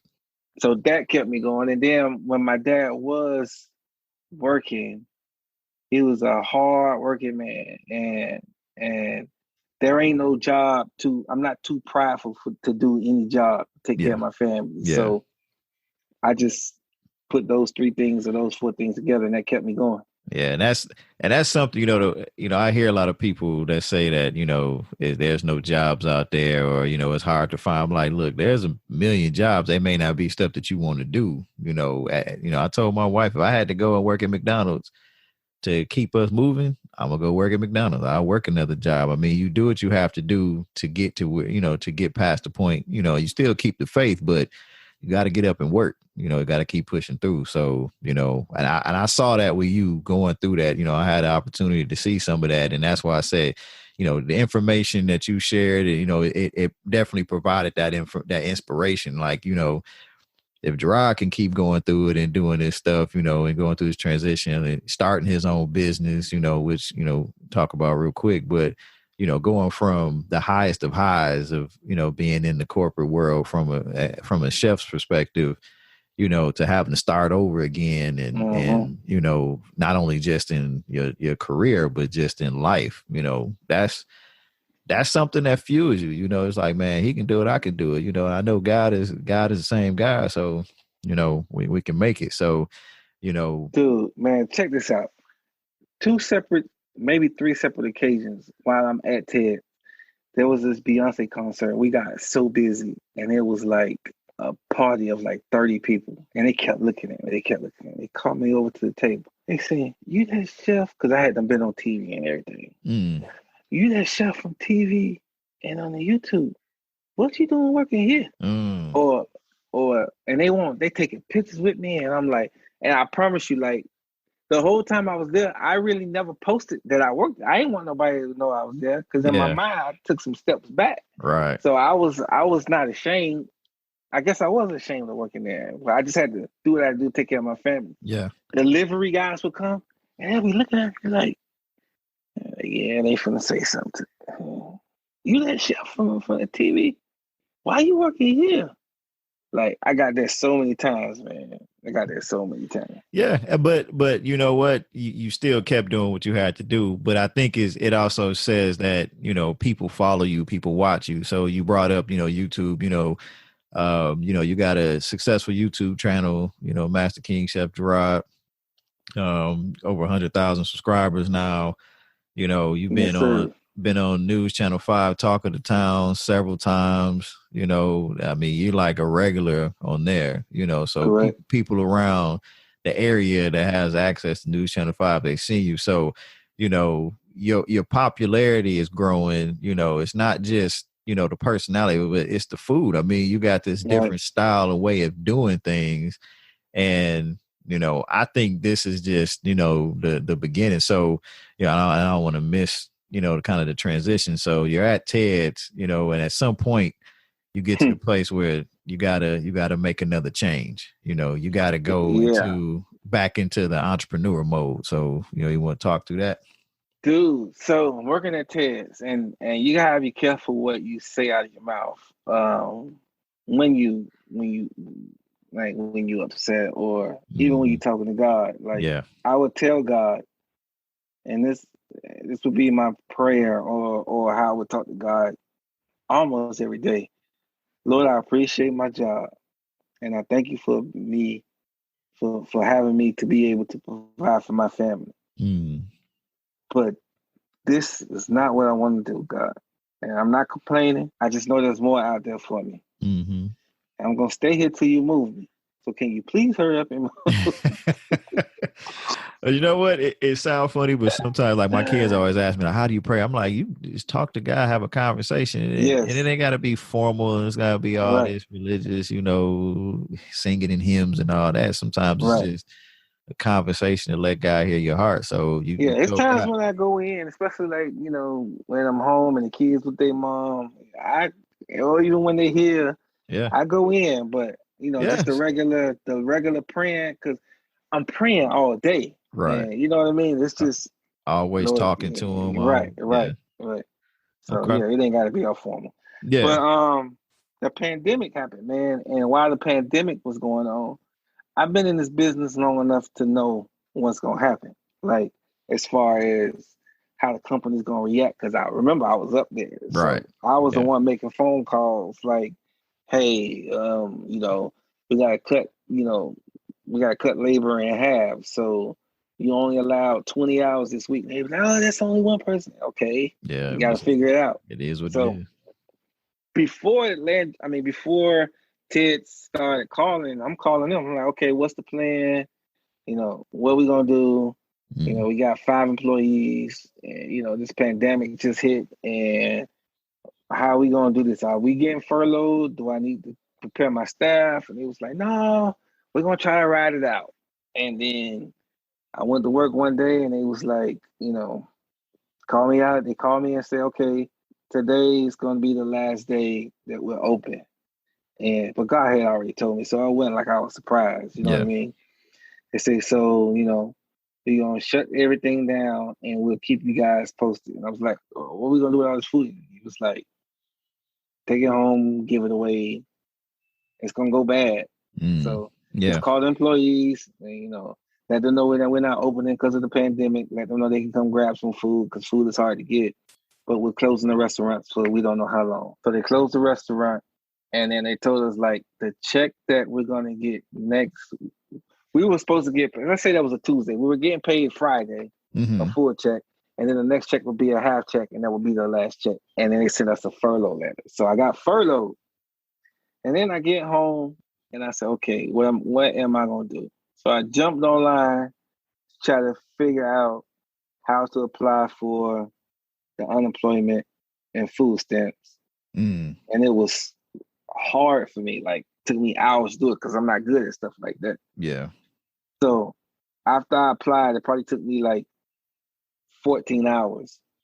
I was like, man, now I gotta sit and wait on the government to be like, yeah, we're gonna give you this money, we're gonna give you this food stamps. I was like, nah, I ain't doing that. So I asked God what to do, and he was like, man, do what you do best. Okay.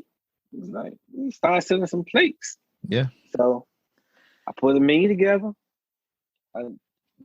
Put a menu together that I was gonna start selling plates like twice a week. And I posted it on Facebook and told the people like how much the plates were, and I'll meet them at certain places to get them the plates. And from there, I started selling plates. Yeah. And then after selling plates, that was now I won't say it was really successful, but it was times where I would sell 30 plates, and it was times where I would sell 2 plates. Now, I was doing it once a week, so I can't expect everybody to buy a plate every week. Right. And, everybody that was able to buy it, because we're in a pandemic, what I mean? So everybody ain't got it. So I'm like, okay, I got to figure something else out. So from selling the plates, I kept trying to sell the plates, and I was like, okay, I got to do something else, just regular plates. So then I started doing like seafood days, and that started picking up a little bit.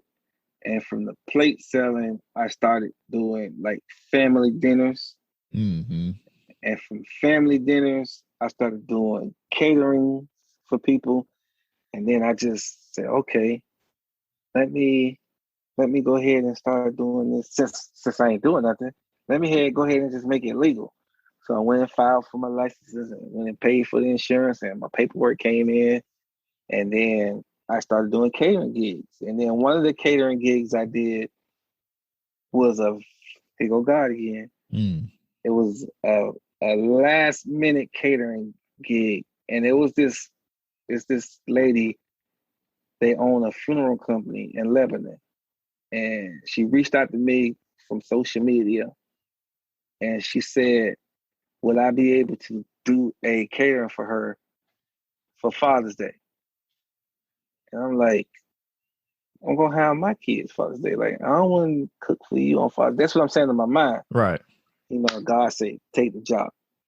Now, prior to this lady trying to contact me, several people reached out to me to cook for them for Father's Day. And I told them no. Because I've been doing these dinners, like, you know what I mean? And I want to be able to chill on Father's Day. I want to chill with my kids. Right. Enjoy your time, your day. Right. And then this lady called and the Lord told me to take it. So I told the lady I would take it. And it was for like 30 people at her house in Lebanon. Mm-hmm. I had a staff, or I had some people that could work for me. Right. But this is last minute, and they got fathers too. So then I'm like, dang, I already told her, yeah, God, you told me to tell her, yeah.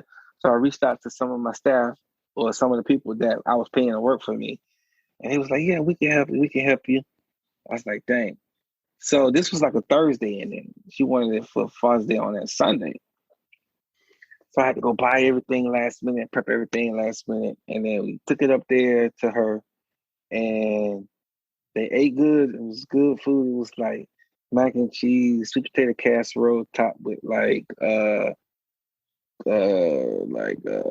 some granola, sour cream cornbread, collard greens, fried chicken, sweet chili barbecue chicken. So you was doing up kind of that Southern kind of traditional, Southern with a little kick to it. Sound good. Yeah, but then they had like shrimp cocktail and clam chowder soup, was a baked potato soup. They had the bread pudding that I make with the Krispy Kreme donut. So they had a big spread. Man, they had a great spread. Now, here's the thing. I made enough just for them. Mm-hmm. As I'm loading up, God tells me, make another pan of chicken, make another pan. Tell me make one more pan of everything. And I'm like, but I'm going to be late. God say, go make another pan of everything. So deep. I'm already loaded up. I pull my car and drive. Text the girls and say, I know I told y'all to be there at 4, but be there at 5, and I just let them know I'm late.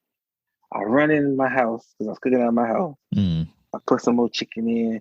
I put the mac and cheese in. I did another pan, loaded up, took it there. Boom. We get there. We set up. They not mad. I'm late. They happy I'm there because they was a last minute thing anyway. Right. You get what I'm saying? Yeah. So everybody eating, everybody enjoying themselves. You know what I mean? And I'm thinking, like, Lord, why you told me to make this extra food when the 30 people she said was coming? It was 30 people. Now I got all this food left over. So just packing up to go. And she said, we got all that food left over? I was like, yes, ma'am. She said, you gonna leave it here? I said, yes, ma'am. She said, oh, I'll take it to Mac or whatever. I'll take some food to go and y'all take some food to go. So she made plates to go, right? Now, she took 2 or 3 of the plates, drove all the way to Franklin to this guy, gave him some of the food. Mm. He raving.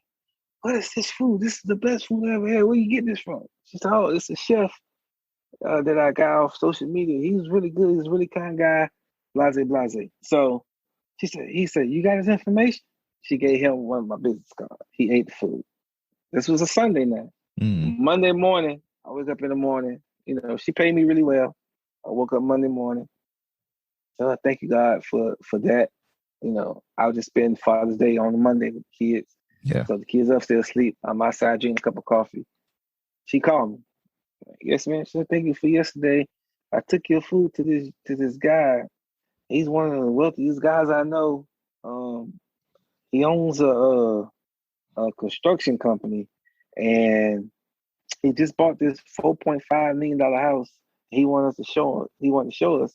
So I bought him some of your food. He absolutely loved your food. He said he gonna call you, and he's usually a man of his word, but he's kind of off the wall a little bit. But he has a good heart. He's a good guy. Yeah. I don't know if he's gonna call you or if he's not gonna call you, but he told me he's gonna call you. I said, okay, no problem. About 3 hours later, my phone rings from a weird number. I answered, hey, you the guy who cooked that food? And I'm like, oh yeah. Yes, sir. He's like, man, I need that every day. Can you come see me? I was like, yes, sir. What time would you like? Now I got kids now. I'm supposed to be spending 5 as a kid. Right. He's like, come around 5 o'clock. So I drive out. I got to get the babysitter to watch the kids for a few hours. I drive to this man's house. Man, I'm like, holy crap. Somebody answered the door, walked me through the house to the back, where he at. And he was like, how much would it cost? How much would it cost for you to cook for me every day? I said, every day? He said, yeah, every day. I just bought this house. My wife can't cook, excuse my language, worth a damn, and I need to eat. I got brain cancer, and I need to eat every day. So I told him a price. He was like, all right. He started showing me the house. His wife came home. He's like, hey, this is what's your name? I said, Jerod. He's like, this is Jerod. He's gonna cook for us every day. The wife livid. What do you mean cook for us? We don't need nobody to cook for us. I'm standing right there. She's like, what do you mean cook for us? Like, you're losing your mind. I already went to grab something to cook for dinner. And he's like, you gonna get on board, damn it, and he's gonna cook for us, and that's it. He's like, don't worry, she'll come around. Don't worry. I'm like, what the heck? Right, you in the middle of something here. So, long story short, she bought some steaks. He made me cook it that night and asked me to come back the next morning at 6 a.m. to make him breakfast. Had to load the kids up at 5, drive to Franklin at 6. And I've been cooking for this man ever since. And so let's talk about that, because, you know, some people think about it and say, well, you cooking for one person. Now, you're still doing the catering stuff on, you know, still doing your catering business, still doing that piece of it. But, you know, without giving numbers, obviously, you know, compare what he's paying you to do this versus what you were making at Ted's and you know, some of the other places. What he's paying me, I don't have to do anything else. I don't have to do any catering. I don't have to do any YouTube. I don't have to do any, all the stuff that I'm doing, all the cooking classes. I don't have to do nothing. I could just sit back, kick my feet up, go to him every day, and live comfortably. All that one client following God's processes and hearing his voice, one client is enough to take care of you, even though you're going for more than just that. Correct. Just the mindset of knowing that if nothing else works, I'm good with this one client I'm dealing with. Correct. And he's had you fly out to different places. I mean, you've been, he's been giving you and exposing you to some other stuff. So, dude, I flew out on this private jet to, I forgot what part of Florida. And from that little small airport that I was in, he had a driver take me to a rental car place. When I got to the rental car place, they was like, you could pick out whatever car you want. So after I got, I think I had a Lincoln Navigator or whatever I had, I drove it to a private island where I had my own suite. It was like a 3-bedroom suite with like kitchen and jacuzzi and hot tubs on the 15th floor overlooking the ocean. And all I had to do was cook for a friend of his one meal for, I was there a whole week. I cooked them one meal a day. And the rest was your time. Outside of prepping, you know, whatever, to get the meal ready, it was just, you just had time. So you was on a vacation almost. Pretty much. with a private jet ride, Private your jet own ride, car, all expenses paid. Whatever I wanted to charge to the room, massage, whatever it was, they handled it. right? When I got there, the front desk was suspecting me. Oh, are you the chef? Oh, welcome, chef. We're gonna take good care of you. Like, I was like, man, this is crazy. Let's see. People would think, man, this is a fairy tale story. Like, no, this is God. This is when you're flowing and what you're supposed to do. You're hearing the voice of God, and as an heir, this is how you're supposed to be able to live. Don't mean that you won't have challenges and stuff like that. Right. You'll have that, but it's how you move through that and build your faith. And the one thing I want to talk about, real quick, and before we kind of ended talking about some of the events and stuff that you have, and just kind of going forward with things, one of the things that we didn't mention is how many people that you've actually given back to in terms of showing them how to prepare food, or people that were interested in being chefs, or you giving people jobs and opportunities to change their life around. So you were really paying it forward in a lot of ways from where people were helping you. And I don't want that to go without being said, because you've helped to alter with a God, obviously, a lot of people's lives, by giving them and teaching them a skill set that from what so you're a classically trained chef, went to school, had all this experience, and then you're taking people, who had no experience in helping them and showing them the way, teaching them how to manage kitchens, teaching them how to do catering and how to prepare, how to figure out how much food you need to make based off the number of people. I mean, giving them real tools and tips of how to run their own business. And now you're seeing people opening food trucks, doing, their own private chef stuff, managing kitchens, doing all that kind of stuff. That is all part of the process too of being an heir, because you're sharing that with everybody, and I don't want that to go without being said. That's a very important part of it. You're not just taking, you're giving back.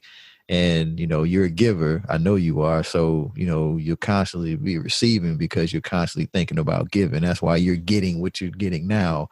Yes, sir. Being able to work with one client to basically take care of most of your bills, and now you're getting surplus off of the other things that you're doing. Right.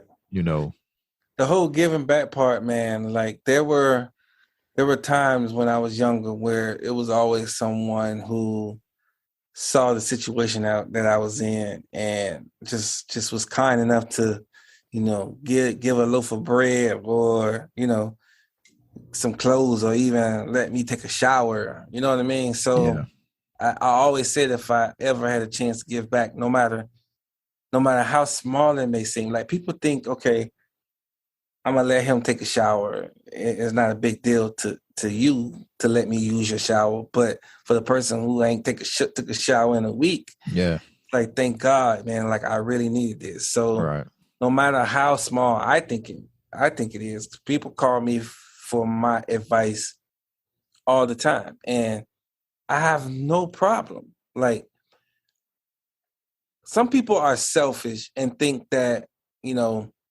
because I have to give, and I got on my soapbox of saying, like, I don't agree with people calling themselves chefs that don't take the route that I took. Mm.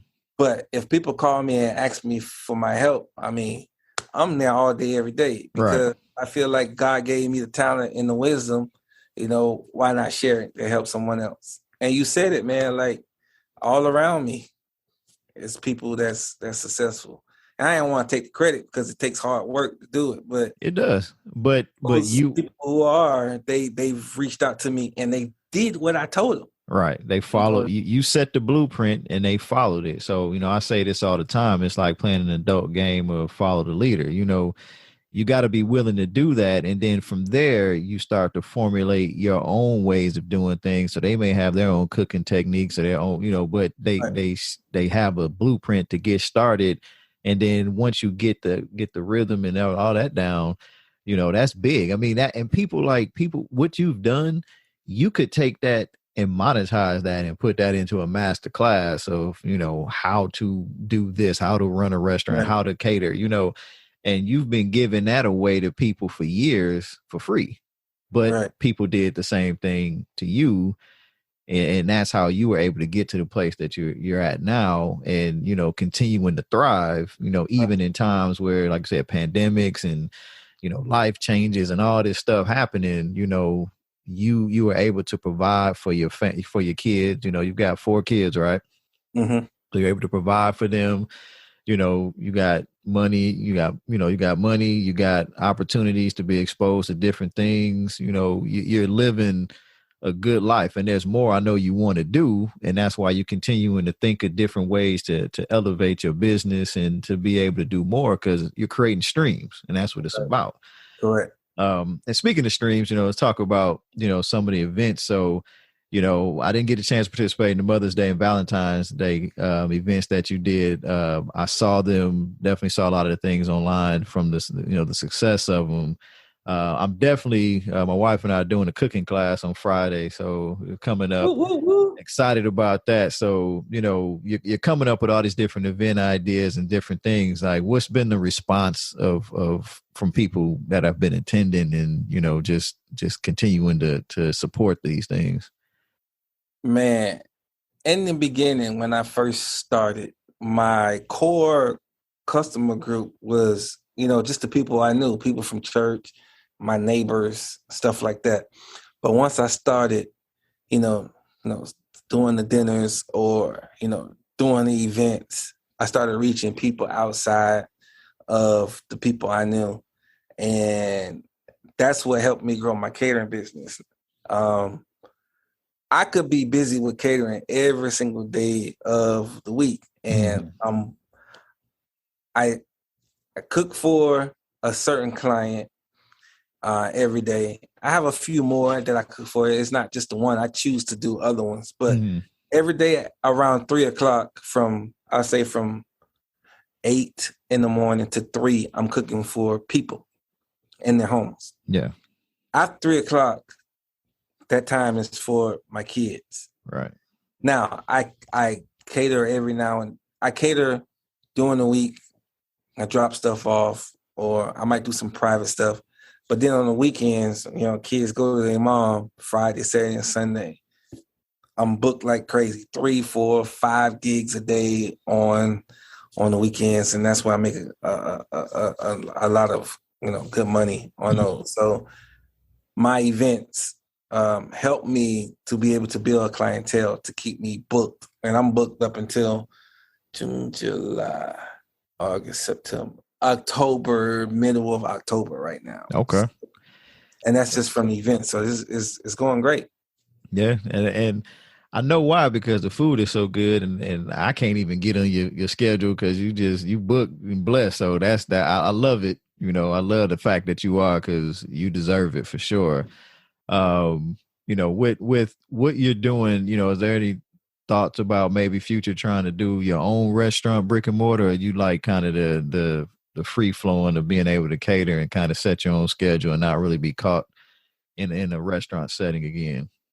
The brick and mortar is always a dream, but it would be debt free. So I'm just building right now. Yeah. I say building. I'm building clientele. I'm building my reputation.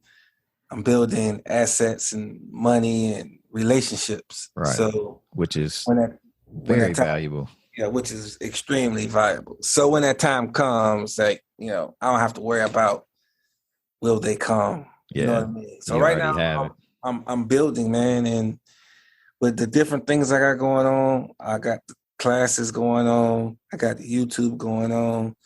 I'm doing pop-ups. You'll see that real soon. I'm working on that.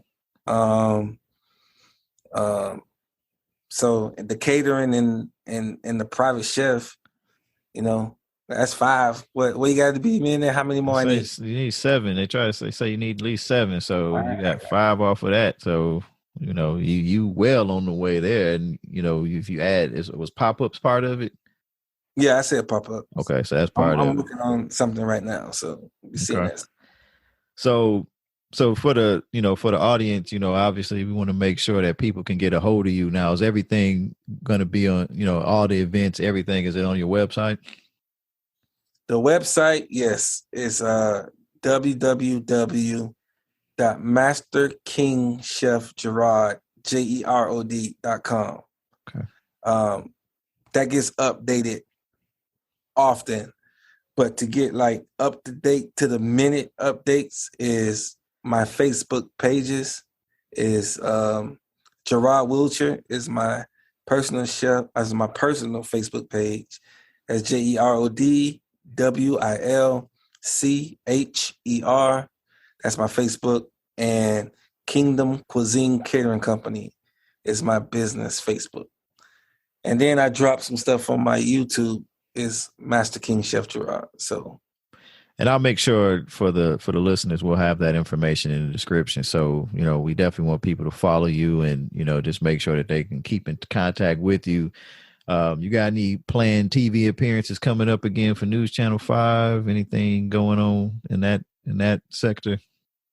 Yeah, I think I gotta look at the email. I think next couple of weeks I got something going on. I haven't decided on what to do yet. That's always like a last minute decision. Okay.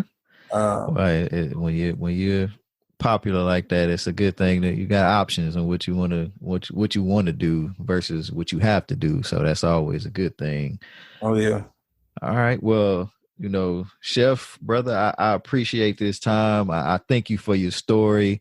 I know that we'll probably have you on again because God continues to do great things. So this story is not done, but I definitely thought it was something that would be good to share with the audience, and really build and get people to understand that no matter where you come from, it's not about where you come from. It's about what God has planned and purpose for your life. And that's really the airflow right there. So sir, I appreciate you, man. Love you. I we'll continue to support you, and we'll make sure we get the information out to the people so they can get in contact with you, and we're definitely rooting for you. So we appreciate it again, and thank you for your time, man. Hey man, I appreciate you, and we're proud of you too, man. You're doing big things. I'm gonna have to interview you on your own show so you can tell your story. I appreciate it, brother. Yeah, we got a lot to tell, a lot to do, but like I said, it's all about getting that information out there, getting people inspired to do what they're called to do, man. And that's what you do. So, I like people like that, like being around people like that to just keep things moving in a positive direction, no matter what they deal with. So, yes, sir. Definitely appreciate it, man. You have a good evening. Tell the kids I said hello, and we'll definitely be talking again soon. For sure, man. Appreciate you. All right. Take care, man. Well, everybody, I just want to thank you for listening to this episode of the Airflow Podcast and our special guest, Master King Chef Jerod Wilcher. Definitely appreciate the information and knowledge that he dropped. Definitely going to be coming back to listen to this episode again and again because there's a lot of information that you can draw inspiration from that he shared in this episode. And I want to make sure that you're taking that and using that as to form actions and actionable items to take into your own life, no matter what area you're looking to grow in and develop in. So I'm thankful for the opportunity. Definitely, if you want to continue to follow him, I back him. I endorse him 100%. I've had his food, his service is top notch. He is a true professional. So if you're interested in following him or using any of his services, you can follow him on Facebook, www.facebook.com/Master King Chef Jerod. Or you can also go to his personal website, masterkingchefjerod.com.